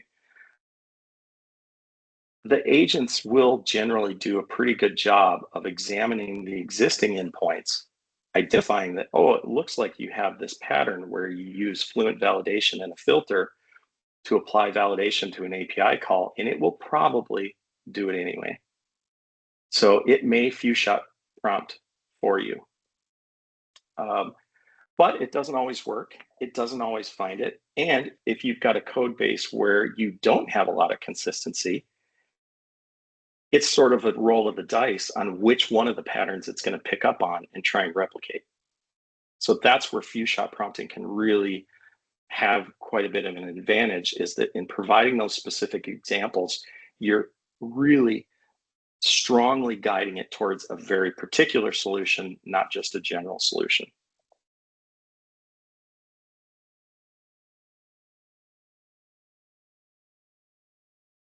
So you can do this incrementally. You can start simple, provide one or two examples. If it doesn't seem to be picking up on your pattern, go back and provide a few more. Again, the more examples, performance scales with the number of examples provided. That was kind of one of the key observations in this paper, is that the more samples you provide, the better. This is one where there is kind of one of the features that's really neat about GitHub Copilot is that within one editing session, it keeps track of all the changes that it made. It's sort of like a Git diff, but specific to your chat session. And if you're going along and you see the first try and you're just like, that's just not right, it didn't pick up on my pattern, it has an undo button. And so you can actually tell it to just undo the changes that it made during that particular chat session and roll back, take your prompt, modify it with a couple more examples, and try it again. So you can iterate pretty quickly without ending up in this giant mess where you've got a ton of changes and now you can't figure out what you've changed and what you haven't, and you're trying to roll back and get, and it's a big mess.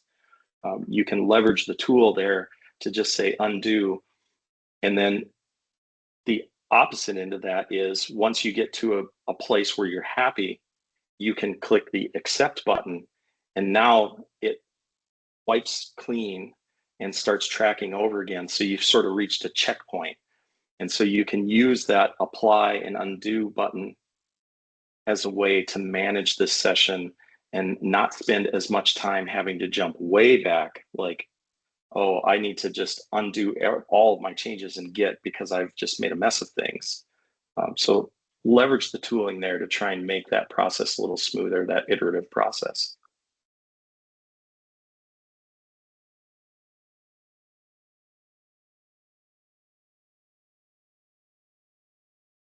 So just looking at the time here to see if we have enough time to get through this. I think I will skip this next live demo because I think at this point you've probably seen enough of this and get the point. But this exercise was really just to show the difference, and that if I give one of those really basic prompts, my results may vary wildly. But by providing a few examples, I can get a much more specific result.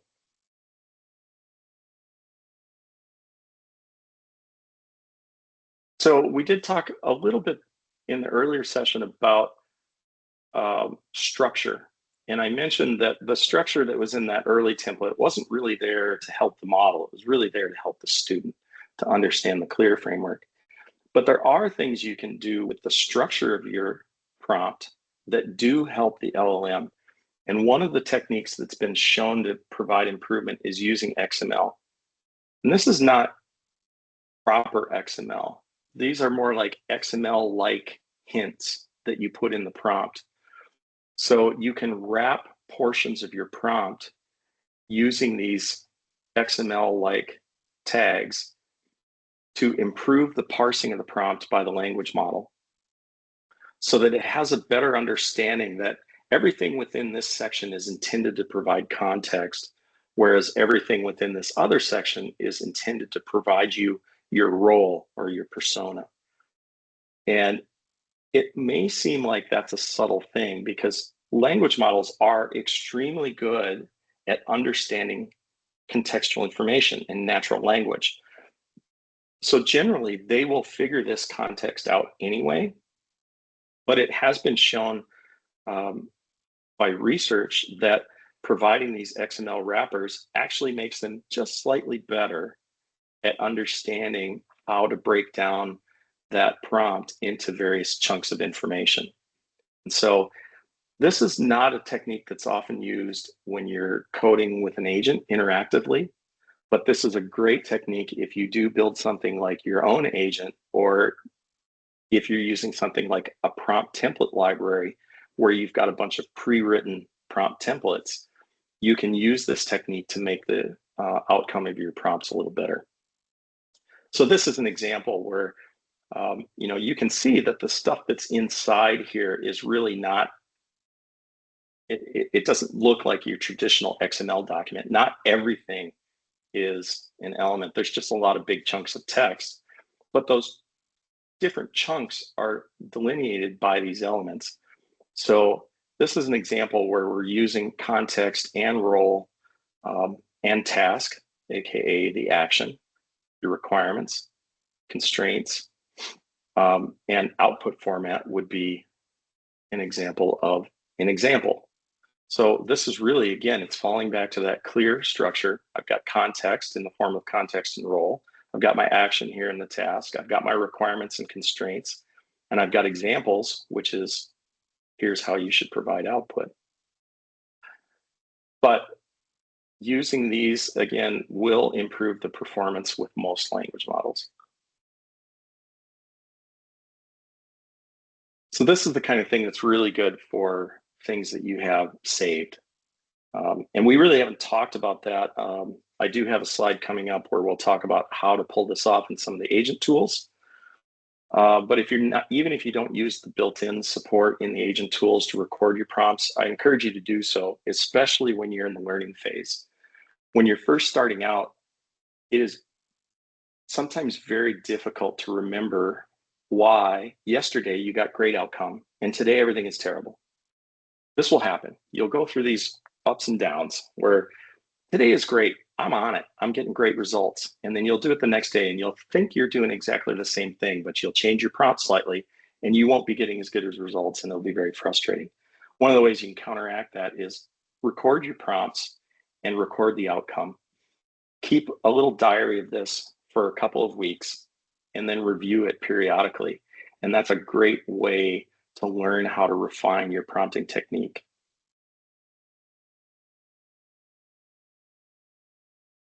So it's time for our next hands-on exercise. Enough lecture, let's try this out.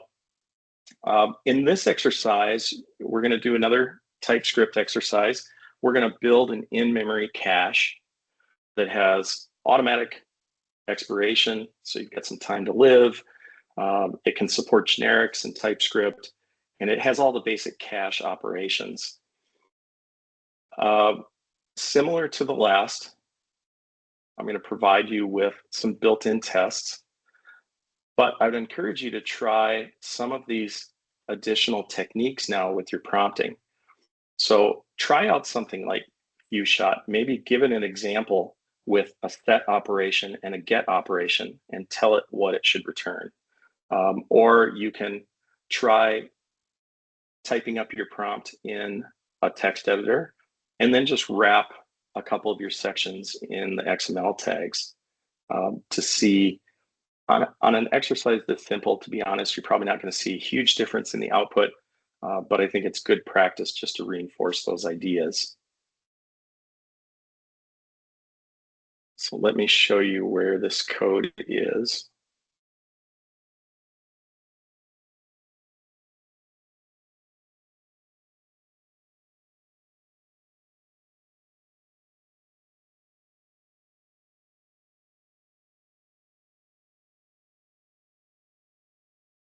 It's going to be in section 202, the cache helper exercise. And similar to before, we've got just a little bit of a stub here. None of these operations are actually implemented.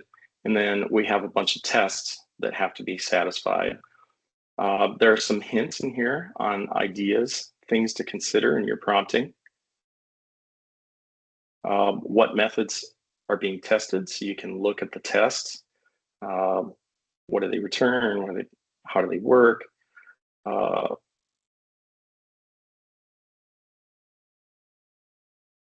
So make sure you focus on these essentials. Go ahead and tell it that it's TypeScript in this case. It will probably bail you out if you don't, but practice good prompting. Hey, for those of you that want to follow along and would rather see this more of a demo format, I'll stay here in the main room. Yeah, go ahead, Brian. So the question is, just looking at the clock here, wondering if if what you want to do, Ryan, if you want to do this now or have lunch first and then come back at 23 after the hour and start the demo then. I think we've got time to get this in. I don't think we need a full 20 minutes on this one. Yeah, we'll have 20 minutes anyway. We had lunch planned for 12:15. So if we do 20 minutes from here, it's going to put us almost exactly right on schedule. Sounds great. So 20 minutes for the exercise, is that what you said? Yep. So All right. if you'd rather stay focused and do it yourself, go ahead and join one of the breakout rooms. That'll help you keep track of time, and we'll wrangle you back in when it's time to rejoin the main room, or simply put me on mute and ignore. All right. So we'll see you back here. Well, let's just make it an even 20. So about quarter past the hour. We'll meet back here. Sound good? Let's go.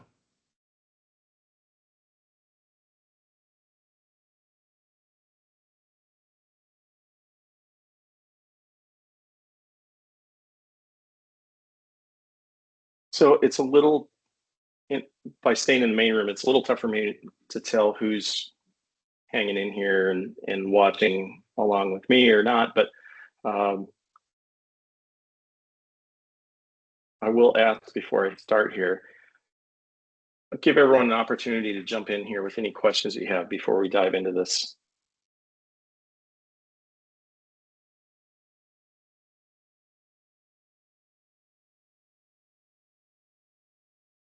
I saw a couple hands go up and then went down. I don't know. Oh, okay. Good idea, Bruce. Everyone staying can raise their hands.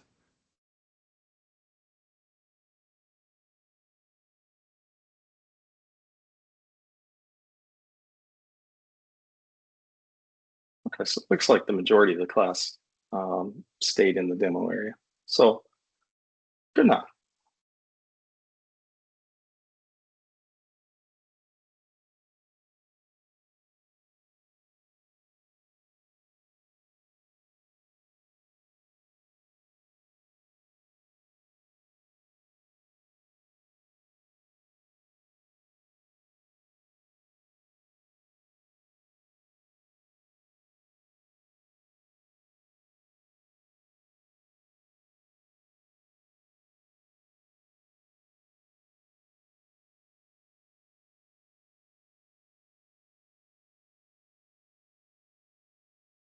You're muted, Ryan, in case you're starting. Some people would prefer that happens all the time. Yeah, I was just going to say, are you unmuting people and allowing them to jump in here, or do you want me to facilitate that? Jenny, go ahead. Go ahead. Sorry.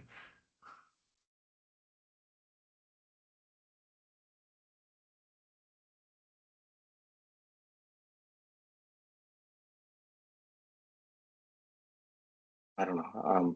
I'm kind of a. Jenny's muted here, it appears. I'm Teams impaired. Do you want to help me, Brian? Sure. If you could just monitor who's raising their hand and jumping Yep. in. Happy to What do I it. like is just let's use our Okay. little bit of newfound experience here and help guide me in what I might do to prompt this thing correctly.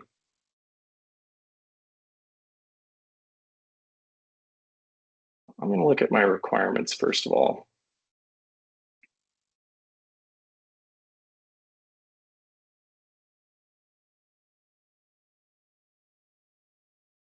Let's play with this. We're going to specify TypeScript. Here's our task or our action. Okay, requirements.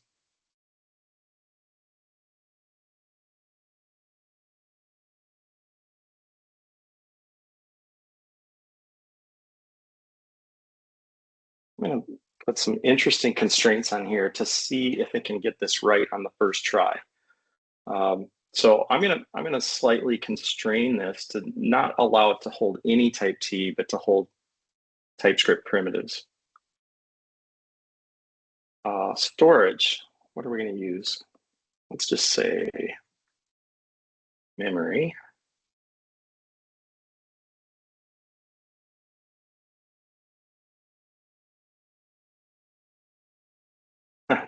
Interesting. I'm gonna get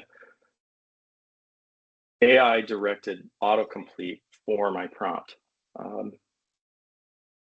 This is actually a technique that's really, I didn't intend for this to happen, but this is actually a really useful thing to do.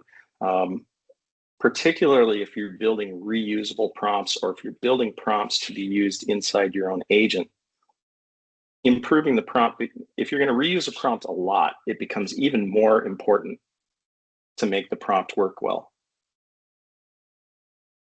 So I will often ask a model to help me improve my own prompt.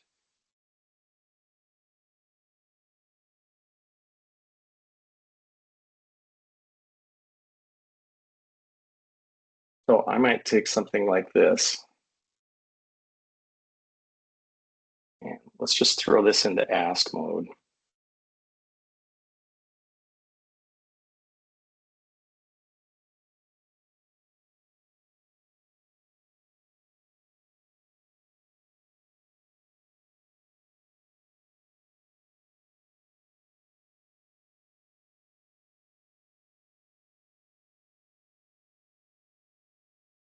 Let's see what my buddy Claude has to say about this.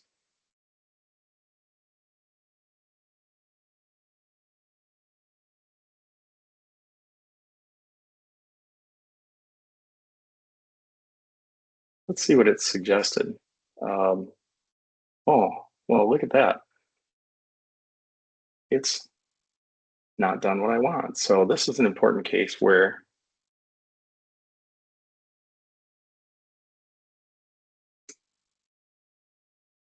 you want to review the output of AI, because that was a kind of an artificial constraint I wanted to put in there to see if it would honor that.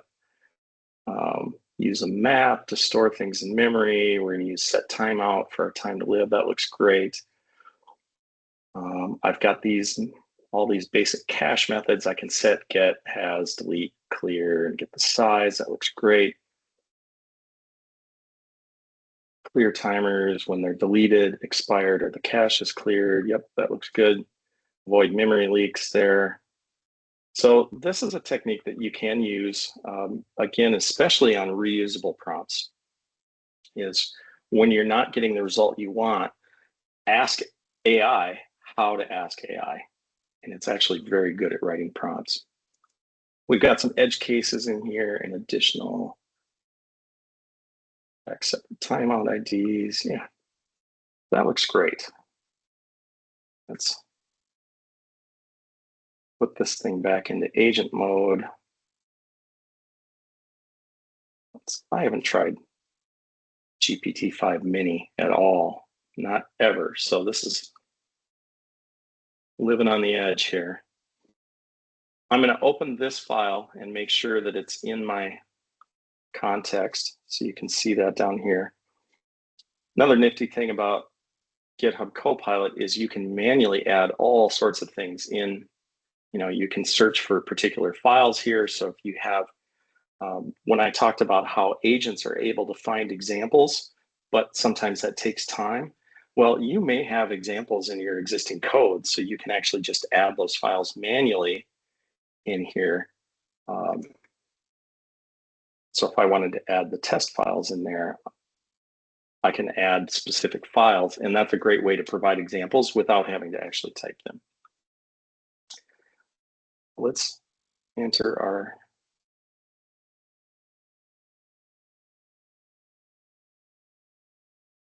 we'll see how good it is at executing our prompt here.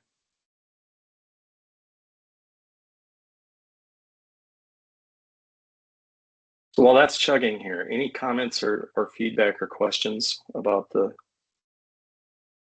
prompting, the agents, things that you'll forget over lunch?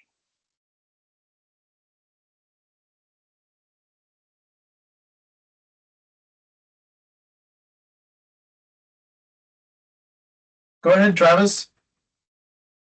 Yeah, I found it interesting, just on the asking AI to ask how to ask AI. That's kind of an interesting thought that I've never thought before. So I just wanted to shout that out as a really cool thought.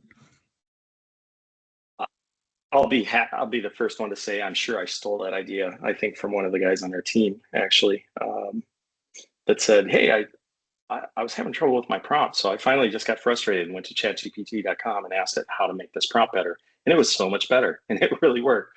And I was like, "Wow, I had that same kind of experience. I was like, oh, that's a really neat idea. I would have never thought to do that, but it's amazingly effective. One of the things I've been doing recently is spending a lot of time building agents. I've been building an agent to help manage a software backlog. And that agent has quite a few built-in internal prompts, and tuning those prompts is a huge factor in making the agent successful. And so that's one of the techniques that I've leaned into pretty heavily.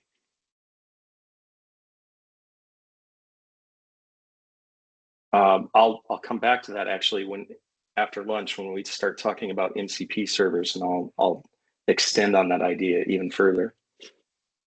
All right, so we're starting to get our implementation here. So here you can see this tight integration into Visual Studio Code. So just like a code diff, all the red is the stuff it got rid of, all the green is the new stuff. So as you'd expect, with everything being empty, we got tons of new stuff in here now.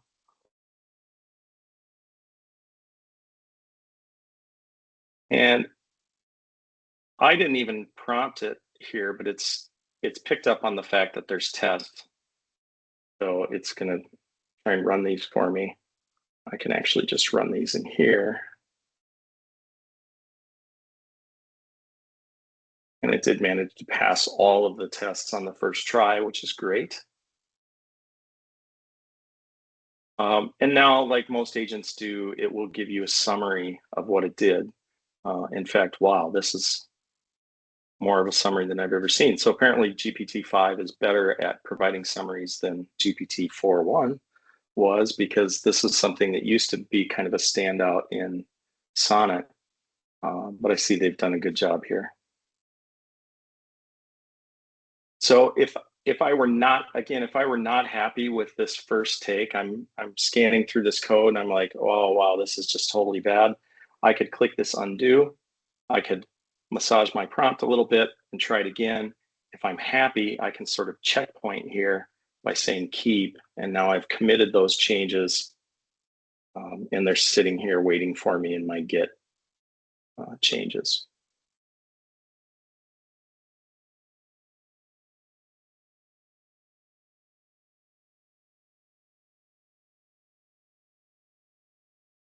So in here, if we look back again, I think the clear framework to me is the core concept that I hope you grasp here, because if we look at this, I didn't really set any context, but in this case, because we're implementing such a fine-grained thing, the context is much less important. But we did provide specifics on the language, the action, the requirements, including edge cases,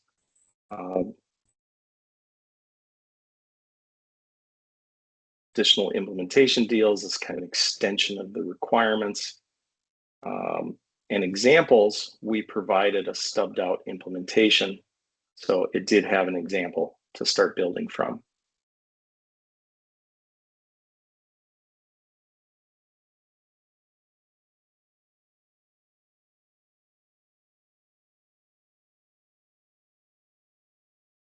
Okay, everybody has survived the first half of the course. It seems like everybody's starting to hitting that wall where they need to get up and stretch, have a little food, have some break.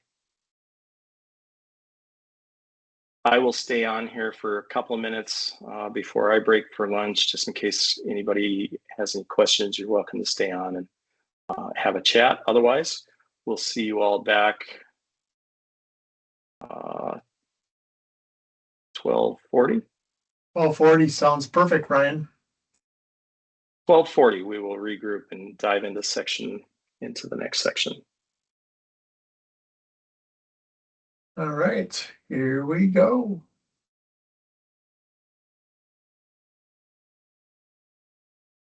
Have a great lunch, everybody.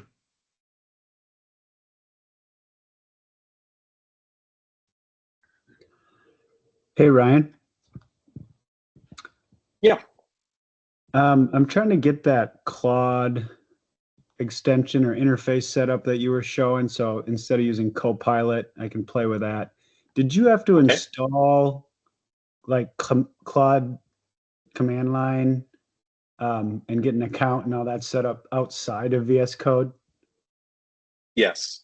So if you're using the dev container, how did you open the sample repository? I just downloaded the zip from the link you posted. Okay, so in the let me share again here. Since we've got a little time to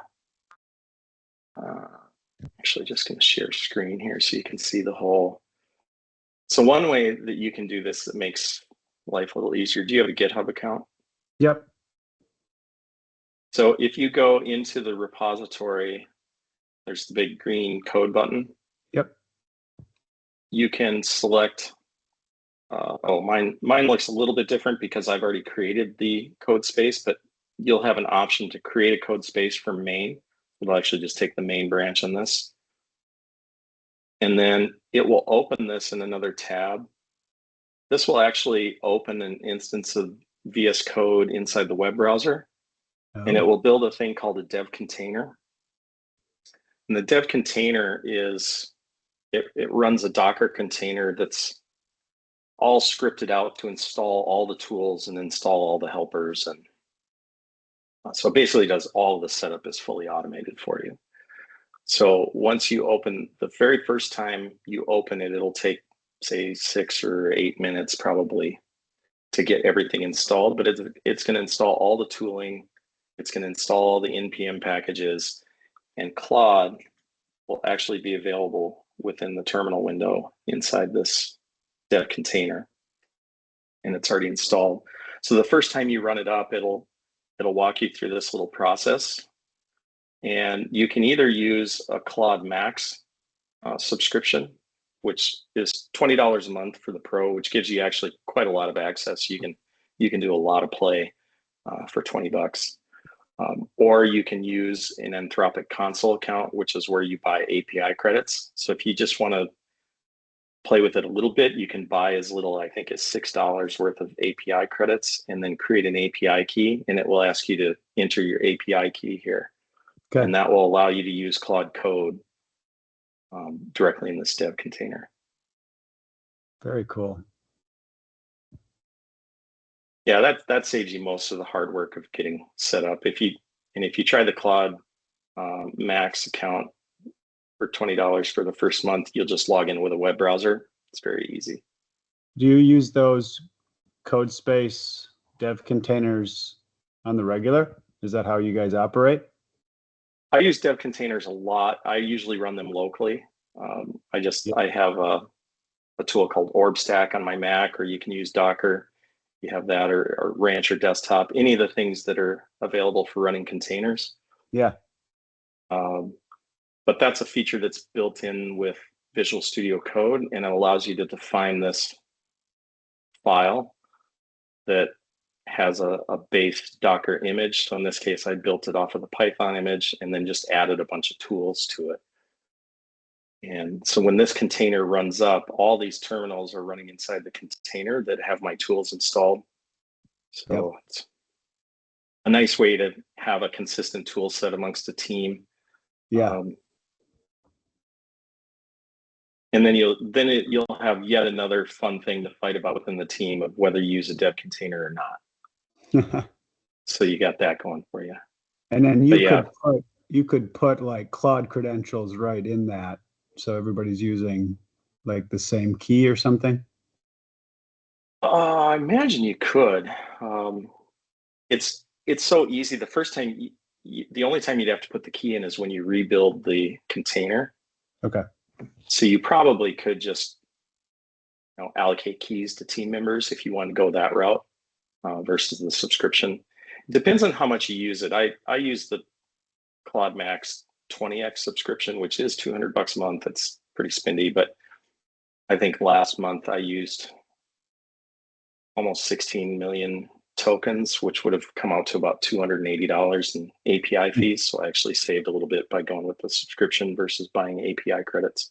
But if you use it, a few hours a day, you might easily get away with the Pro subscription and never notice a problem. Yeah. Okay. Thanks.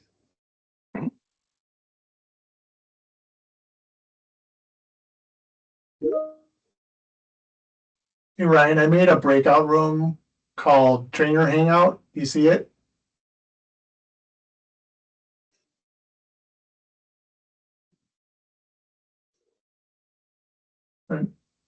Yep, I do. Join me over there for a minute. Yep. All right, Will do. thanks. I just saw one last question. Let me answer that. Oh, okay. Good. Not really Yeah. a question, more of a something that popped up when I installed. I'm not a VS Code guy yet. Mostly use WebStorm.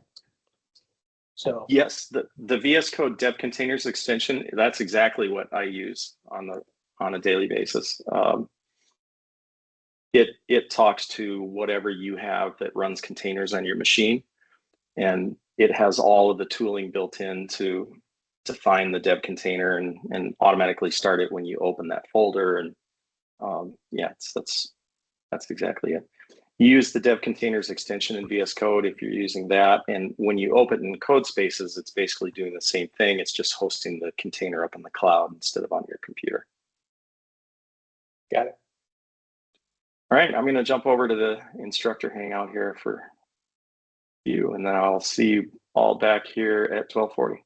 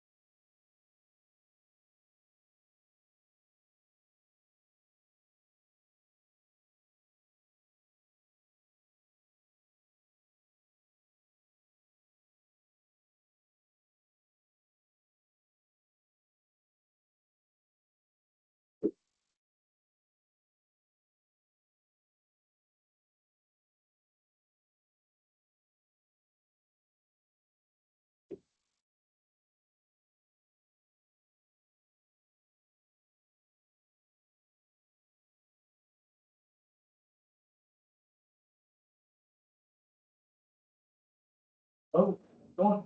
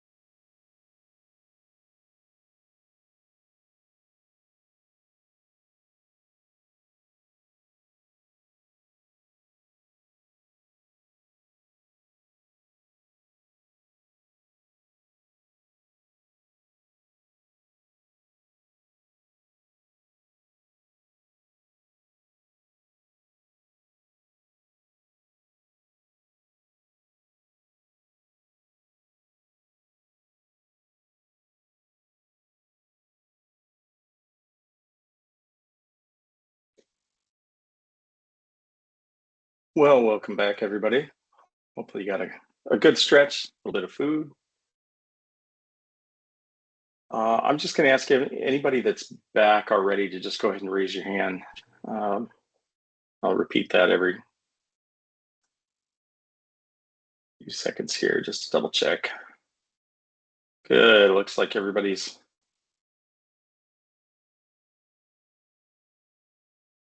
packed it in on us and left. That's a good sign.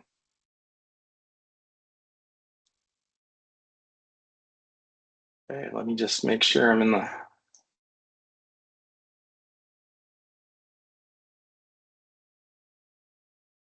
right section here. All right. Well, while you're doing that, Ryan, so folks, go ahead and put your hand down. Just want to just say, hey, you know, we're kind of on the back half here. If anybody has any questions or comments, we're gonna keep going here, but feel free to throw them in the chat, or you can you probably send me a private message as well if there's anything you'd like us to know. Otherwise, Ryan, you ready? Yep. Rock and roll. So we're just sort of finishing off what we had in here for section 2, part A. I wanted to include these two because we've talked in sort of what I call traditional prompting patterns. You have the biggies are zero shot, few shot, chain of thought, and prompt chaining. And we've touched on most of those. Prompt chaining, I mentioned almost in I won't say it's historical context now, but it's become less of an issue because of the emergence of the agent pattern. Prompt chaining is the idea of breaking down something complex into clear, distinct steps. And that used to be something that you had to do intentionally. You know, you had to fashion that for yourselves. Now it's almost always included directly in the agent itself. The agent usually takes care of that. So for example, the task tool in Claude Code is an example of forcing prompt chaining. It actually looks at a prompt that you send, has the LLM evaluate that, and one of the tools it provides is the task tool. So if the LLM looks at this task and thinks, gee, that looks pretty complicated, why don't I break this down into tasks? It will generate that task list, and then the agent turns around and re-asks the same question, but provides the individual task as a part of the context. And so it's actually achieving prompt chaining automatically. So if you see this in a lot of prompt curriculum, they'll talk about prompt chaining, and that's largely been taken over by the automation and the tools. Template libraries, on the other hand, this is something that's still, I think, really useful. And this is something that's built into both of the tools that we've worked with here today. Claude Code implements it. They call it a custom slash command. And what happens is there's a folder that you put at the root of your project, the .claude folder. You can create a subdirectory in there called commands. And then you just put markdown files in there, and the name of each markdown file becomes a command that you can type in there.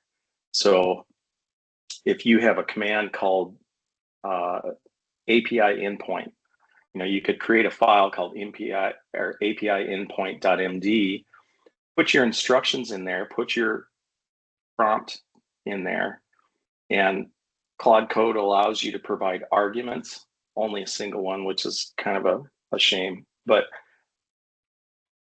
then you can just type /API endpoint in the Claude Code, and it'll automate that prompt. GitHub Copilot has the same concept. They call it a prompt file. It follows a similar convention. You create a folder in your .github folder, and then you create files that have the word prompt.md at the end. So they have a kind of a file naming convention. But both of those are the same idea, and that is it provides you a slash command that can quickly repeat a particular prompt. So that's something that, again, is a huge productivity boost because you spend less time typing in those highly repetitive commands. You can just pull them from your prompt library. While we're on break, I was looking through, I was going to try and find some documentation from GitHub Copilot on prompts, and I ended up in the wrong spot, but I thought this was kind of interesting anyway. We talked about the Copilot instructions.md file. This is the project level instructions. And I looked through their example, and the first thing I noticed is their example actually uses the XML formatting trick, because one thing that happens with these project level files is that they tend to get pretty big.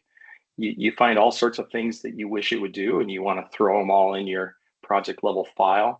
So this example from Microsoft, they've actually used the XML technique to make this more relevant, more contextual by wrapping it with extra pieces of information. So I thought that was kind of interesting. It turns out that their second example uses Markdown to try and achieve the same goal by using Markdown headers. And I did a little bit of research on this to see, is there something in particular about XML that large language models like? And there was a little bit of anecdotal evidence that, yes, one of the things large language models happen to be really good at and recognize really effectively is XML. But fundamentally, it's the structure that's most important, not necessarily how you provide the structure. So you might find that Markdown files are very effective. If they are, they're certainly a lot easier to read as you're maintaining the file. So that's kind of a nice thing. But as they get increasingly complex, you might find that they're more effective if you use the XML wrappers.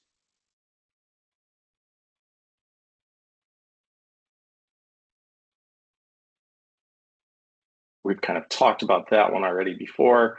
Precision beats volume. Yeah, I mean, take a little bit of time. It's an easy trap to fall into of writing a sloppy prompt.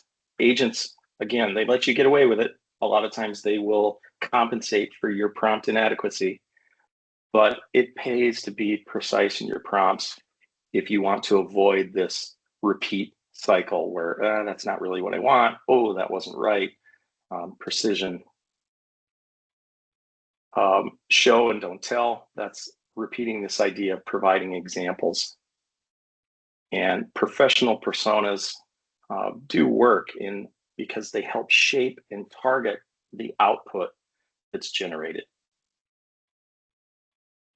So that was that was where we left off right at the end of that section. We were almost at the end of the section.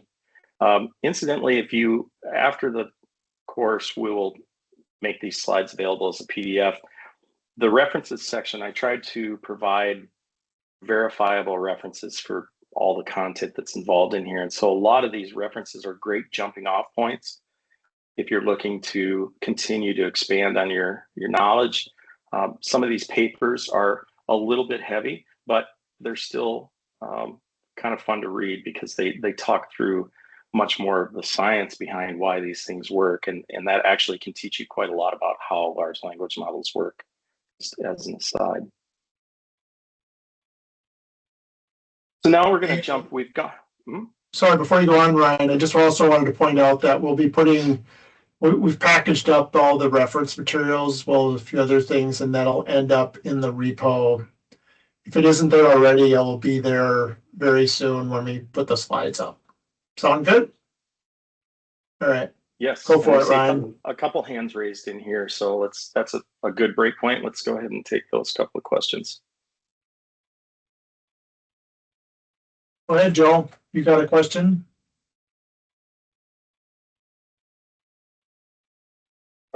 Accident. Okay. Eugene?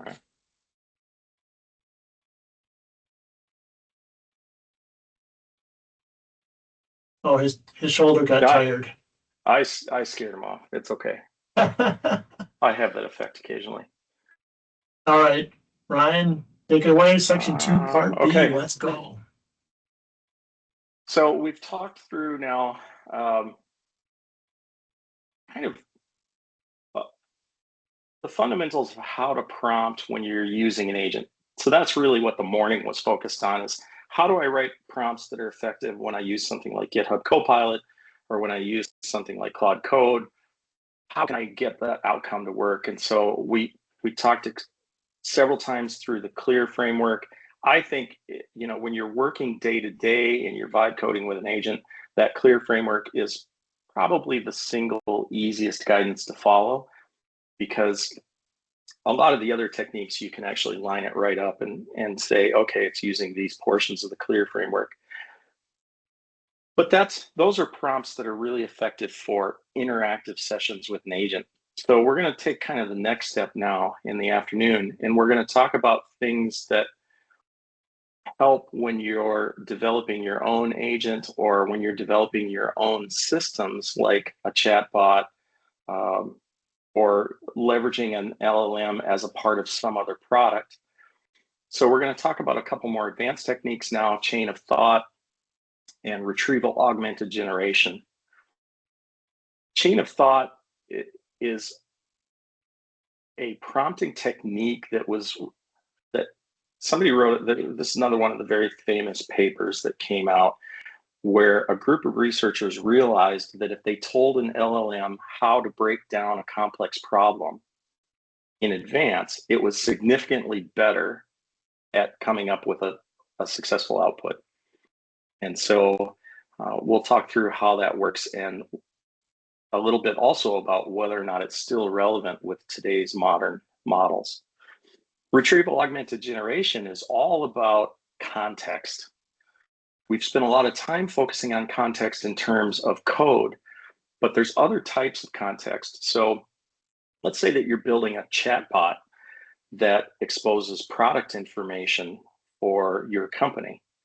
Well, now you have a lot of very domain-specific information that may not have been there publicly available during the training process. So, you know, large language models, they're great at patterns. So they're great at spotting patterns and things that they've seen millions of examples of. Well, if you're a small company, your product details, even if they were trained on, are such a small in comparison, there really is no pattern there. It's less likely that it's going to be accurate about that information. So retrieval augmented generation is all about finding the specifics in your data and using that to improve the context so that the language model can produce a better result. It's affectionately known as RAG. So chain of thought, this is when you tell an AI step by step how to reason through a problem. So this was one of the common examples for chain of thought, is solving a math problem. So the original models were actually quite bad at solving math problems. They've gotten significantly better now, but some of the earlier models like GPT-3, they really struggled. They almost always, in fact, got math problems wrong. They got them wrong at least as much as they got them right. But one of the ways you could overcome that is you could actually describe a math problem, just like the old word problems back in math class in elementary school. You would explain the word problem, then you would describe step by step how you would solve it as a human. So you might describe, here's my thoughts. I would add these two numbers together, and then because there's two of these, I would divide by 2, and then I would come up with my answer. It turned out that if you gave these step-by-step instructions to the language model, it was significantly better at solving the problem and getting it correct. One of the things that's happened recently over, say, the last year and a half is that we've moved beyond simple generation models to a thing called a reasoning model. Reasoning models like OpenAI's O3, Claude Sonnet has reasoning capabilities built in that you can trigger. Claude Sonnet, you can actually use the word thinking, and that has an effect on the model itself. It actually triggers it to do reasoning in its thought process. And this is the similar kind of idea, breaking down a problem into multiple paths and then thinking about each one step by step, and then Once it's broken that down and thought about it step by step, it looks at these and figures out, can I come up with some sort of consensus? If I tried let's say I tried 3 different paths, 3 different approaches to this problem, and 2 of them seem to work out to the same answer, well, it's more likely that that's the correct answer. So it sort of has this whole internal process that it goes through to try and come up with the output. Now, this has 2 really big side effects. One is a very positive side effect. It produces better output. The other side effect isn't nearly as nice in that it takes longer. It takes a certain amount of time to think through a problem, try and solve it multiple ways, try and figure out if there's a consensus, and then come up with the ultimate answer. So your latency is much higher when a model goes into reasoning mode. This has changed even more now just in the last week, literally, because ChatGPT 5 is an even more advanced variant of this, where not only does it do reasoning, but it can actually route to multiple internal versions of its model to decide which one is the correct one to handle a particular prompt. So this whole idea of what it does internally versus what I explain to it from externally is not always very clear. So chain of thought might still be useful with a reasoning model, but it might have the opposite effect. It might be that your thought process, if it's not right on the nose, might actually distract the model from finding the correct thought process internally, and it might actually have a negative effect on the outcome. Or it might make it take longer because it has to think through your thought process and its own internal thought process. It's very complicated. So chain of thought, I bring it up primarily because you will see this as, oh, this is the really advanced, cool way of doing things, and you'll get great answers out of an LLM if you do this. But the reality with modern models is that depends. Sometimes, yes, you will get. So if you're using an older model, let's say you're using an open source model or a smaller model, you might find that chain of thought actually improves your responses. But this is definitely one of those techniques that requires a lot of careful, what am I trying to say? You have to actually look at the outcome, think about the quality, record that, and then iterate on it. It takes a fair amount of time to figure out if chain of thought is providing the kind of gain that you're hoping it. And then again, because in some models, this might actually have a negative effect, that's another thing that you have to test to find out for sure. There's really no good single answer to that. So let's look at an actual example. A zero-shot prompt might just say something like, fix this authentication bug. Whereas chain of thought might break this down. Think about, this is like telling the model, think about the different things that could cause a 500 error. Check each one of those systematically. Try and figure out what the root cause is, and then propose and implement a fix. So you're prescribing a chain of thought to the model at this point. You're telling it what process you want it to go through. So this is the kind of thing that when that task list comes up in Claude Code, that's what it's doing, is the model is taking a zero-shot prompt like this, fix my authentication bug causing 500 errors. And the first step is it's thinking about that and trying to break it down into a list of systematic steps that it can take. It's making that tool call back to the agent, and the agent says, well, let me record this set of steps for you. And then it repeats this original prompt, but it provides, step 1, right? Do this, and then you get some incremental change, and then it provides step 2, and so on until it's gone through the entire task list.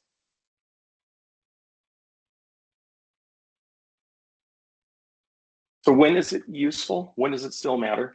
Well, you can, as long as the providers still allow you to use the older models, you might find that it's actually beneficial to use a chain of thought prompt with an older model, because you can take advantage of its speed and you can boost its effectiveness It may, with a zero-shot prompt, it may not be that great. Maybe gets like a 40% on some coding benchmark. But if you can improve that by 30 to 35% by using a chain of thought prompt, which is realistic, by the way, now maybe it gets up into the 70s. So it goes from being kind of awful at coding to good enough. And sometimes good enough that's fast is better than the perfect solution that's really slow. So that's the sort of balance that you need to think about as you're looking at which model do I need to use, and which prompting technique should I use with it. This one is not insignificant. Those really fancy models cost a lot more. Even in GitHub Copilot, those are the premium models, which means depending on your subscription level, you might get a couple hundred, I think it's 300 calls with the $10 a month. And if you have the $40 a month version, you get like 1,500 calls to those premium models. And after that, you start paying 4 cents per call. So premium models cost premium dollars. But then COT, you might skip it when you're using something like O3 or Claude Opus, because it handles reasoning very well internally, and it's actually more effective to just use its internal thought process than try and prescribe one. So this is just an example of more of a production level kind of, this is combining two techniques, the XML technique and the chain of thought here in the thinking section.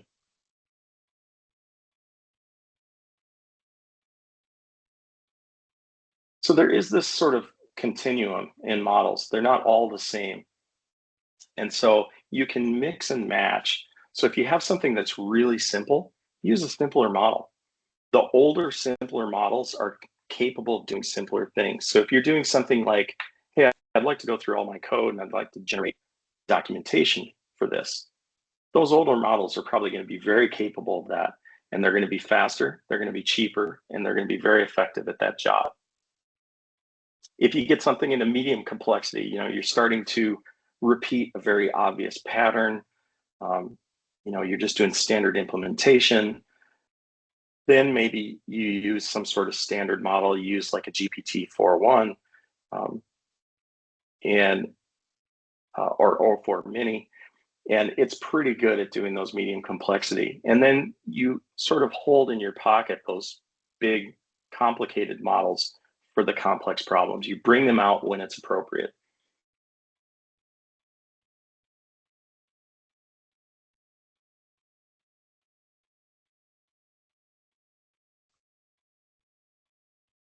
So that's the idea behind chain of thought, anyway. Again, in an entry-level course like this, you're not going to become an expert in COT, but I think it is important to be familiar with that terminology, so when you hear it, you can sort of recognize where that fits in with your day-to-day work. Retrieval augmented generation, I think, is it's one of those areas that's, you will find as many articles as you care to read about how this works great and how it's the worst thing that's ever happened. It's a very tough thing to pin down, and there's certainly been a lot of attempts to do it well that have failed. So I'll just give you that up front, but it is a core component to how coding agents work. In fact, almost everything that a coding agent does is RAG. If you think about those examples that we watched this morning, I provided a source file as part of the context. That's retrieval augmented generation. I provided some additional content to augment the prompt so that it could provide me with a better result. Agents will also often use a search tool. So they'll search for certain symbols or variable names or class names or file names within your repository, and then retrieve that information to insert it in and augment their prompts. So RAG isn't just the here's my product knowledge chatbot, it's used extensively inside agents. And so that's why I think it's kind of a core concept that you need to understand.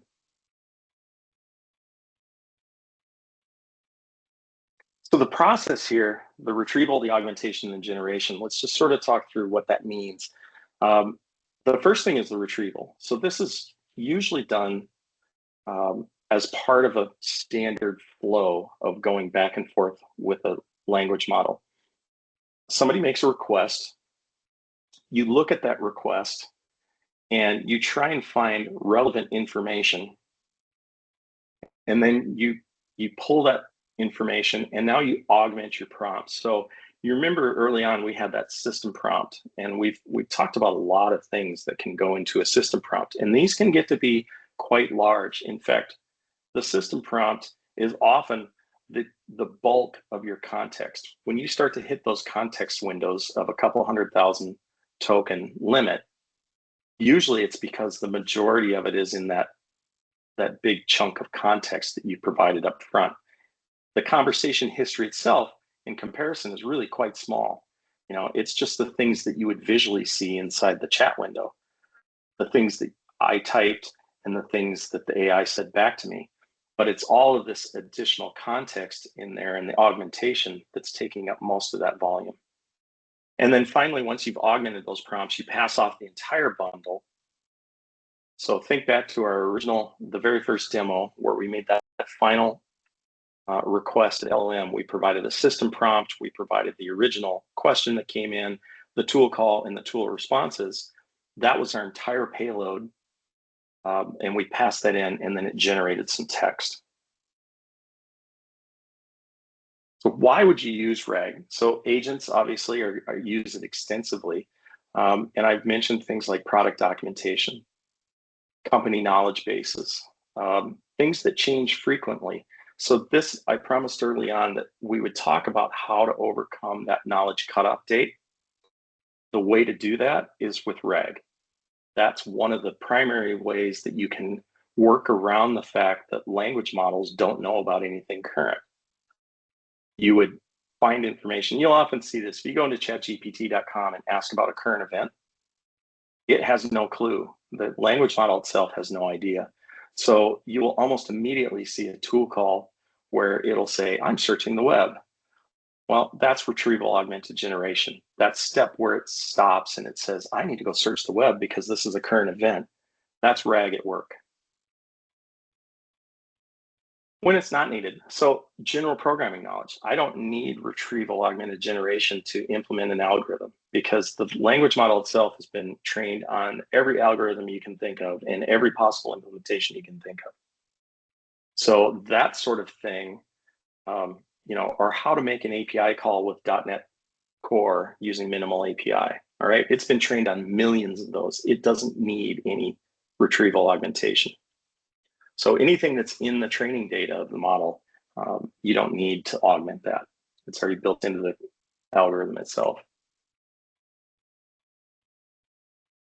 Where RAG starts to get really complicated is if you want to try and implement it yourself, which I've done. And I tell you, it's exciting. And I use that in big air quotes. It's hard. It's really, really hard to do well. So I'm certainly not going to make you a RAG expert, but I hope to introduce you to the concepts enough so that you can understand what goes into it. The hardest thing about RAG is actually finding the correct information to use for augmentation. The search portion of it is by far the hardest part. Trying to take the information that comes in from the user in its prompt and then turn that into a search. So a couple different techniques, basic keyword searching. So this is like a Lucene full text search engine. So that's the technology behind MongoDB search, behind Azure AI search. Most of your kind of search related, a lot of the search related products out there are just the Apache Lucene full text search engine. The second method is an idea called semantic search. And this is I think of it as kind of like a side effect of all these large language models. Language models don't actually ingest text. They ingest big matrices of numbers. They do linear algebra. So they take the text first and they convert it into something called an embedding. And the embedding is, how do I convert the actual text into these big arrays of numbers that it uses internally? One of the things that they found that happened is when you train one of these models, you can train it to get very good at generating these vectors in a way that it has some understanding of the meaning of sentences. So now we go beyond just a simple search based on a keyword. Say I'm searching for dog. A semantic search might find similarity in sentences that include dog or talk about canine. So it's much more subtle, and it turns out to be, again, quite difficult to do really well.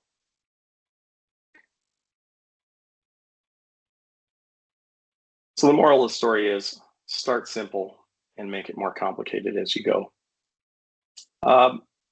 Best practices, one of the things that can happen, it's easy to provide too much context.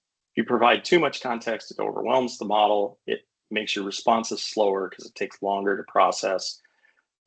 Usually you're trying to limit how much context you put in there. You're trying to find not all the matches, but really the best matches. This one is really critical because this is what helps you avoid hallucination, no result handling. What happens when you don't find any context? I think I said earlier, models will always provide you a response.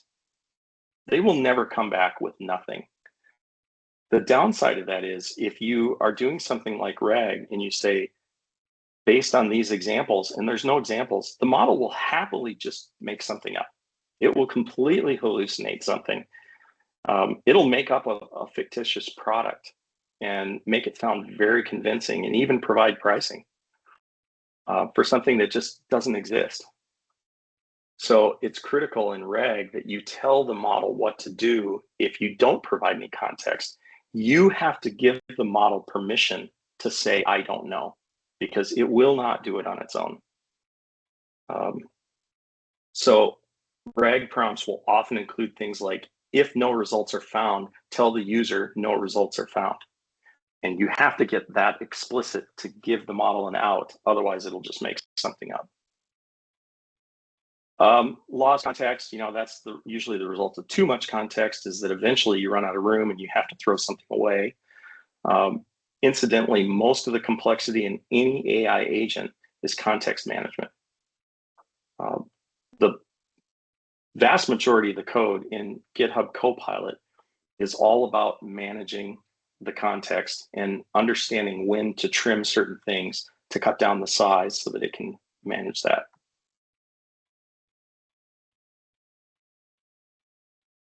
So we've sort of talked about these ideas, product catalogs, handling demo. I'm gonna do a demo, I should say, of how this works to give you some idea.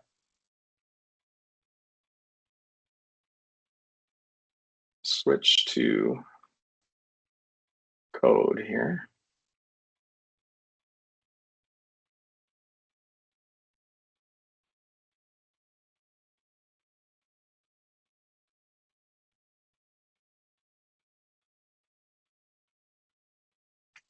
And for this, I'm just going to use a Jupyter notebook. If you've never used one of these before, it's a fantastic way to quickly prototype ideas when you're doing anything AI related. If you're building your own AI stuff, it allows you to combine text with little chunks of Python and just execute it in line. So I'm going to execute each one of these sections. If you're following along in your own, you can execute this cell with this little play button, or you can hit Control-Enter and it will execute that cell. This first part's not very interesting. I'm just grabbing some API keys really so that I can talk to a large language model. And what I've done here is just simulate a miniature product database. So I've got some really neat products to offer you: the Lickety Split Pro, the Vault Tech Enterprise, the Dream Cloud Manager, and the Diggity Dog Analytics. So let's ask a model a question here without any context. And so what this is doing is it's passing in this prompt: what features does Lickety Split have? What's the pricing? And it's passing this into 4 different models, starting with GPT-3.5, a really old GPT model, a little bit newer one, the GPT-4o, then one of the older Claude models from Anthropic, and then one of the newest Claude models from Anthropic. And let's see what happens. So GPT 3.5 says Lickety Split's a time tracking invoicing software. This is not, if you look back at my product here, lightning fast in-memory cache solution with sub-millisecond latency. Okay, let's see if this lines up. Time tracking, invoicing, expense tracking. Where did this come from? This is a pure hallucination. I thought, okay, well, to be fair, maybe this was in the training data set. So I spent some time trying to Google a lickety split time tracking software, and it may have existed at some point in time, but I'll tell you, it's not in the first couple of pages of Google results as far as I could find. So this is a great example of a hallucination from a model. It's just completely made up this very convincing sounding product. GPT-4, same thing. This is also talking about timers. So this one isn't really time tracking. This is timers that are fun and engaging races against the clock. Like, this is complete nonsense. One of the things that Anthropic's always kind of claimed is we're much better at avoiding hallucinations. Well, I believe, based on the results that I've seen over the last few months, I believe that. And here's an example. You know, even an old Anthropic model said, I don't have any specific information about something called lickety split. And Claude 4 did the same. So the Anthropic model is just a little anecdotal thing there that they seem to be better about not hallucinating. The OpenAI models seem to be quite happy to lie straight to your face. So how do we counteract that? So what we're going to do in this next one is we're going to take that same input prompt. We're going to do some retrieval. We're going to do a fake text search, doing a full text search through that little fake product database. And then we're going to construct a new prompt. We're going to augment our prompt before we send it to the LLM. So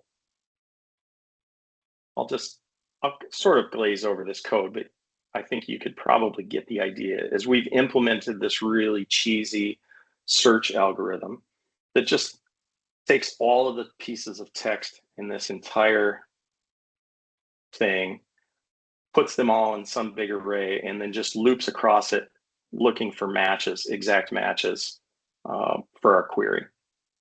So kind of a terrible search algorithm, but it gets the job done when you only have 4 products. Then we have a create context function.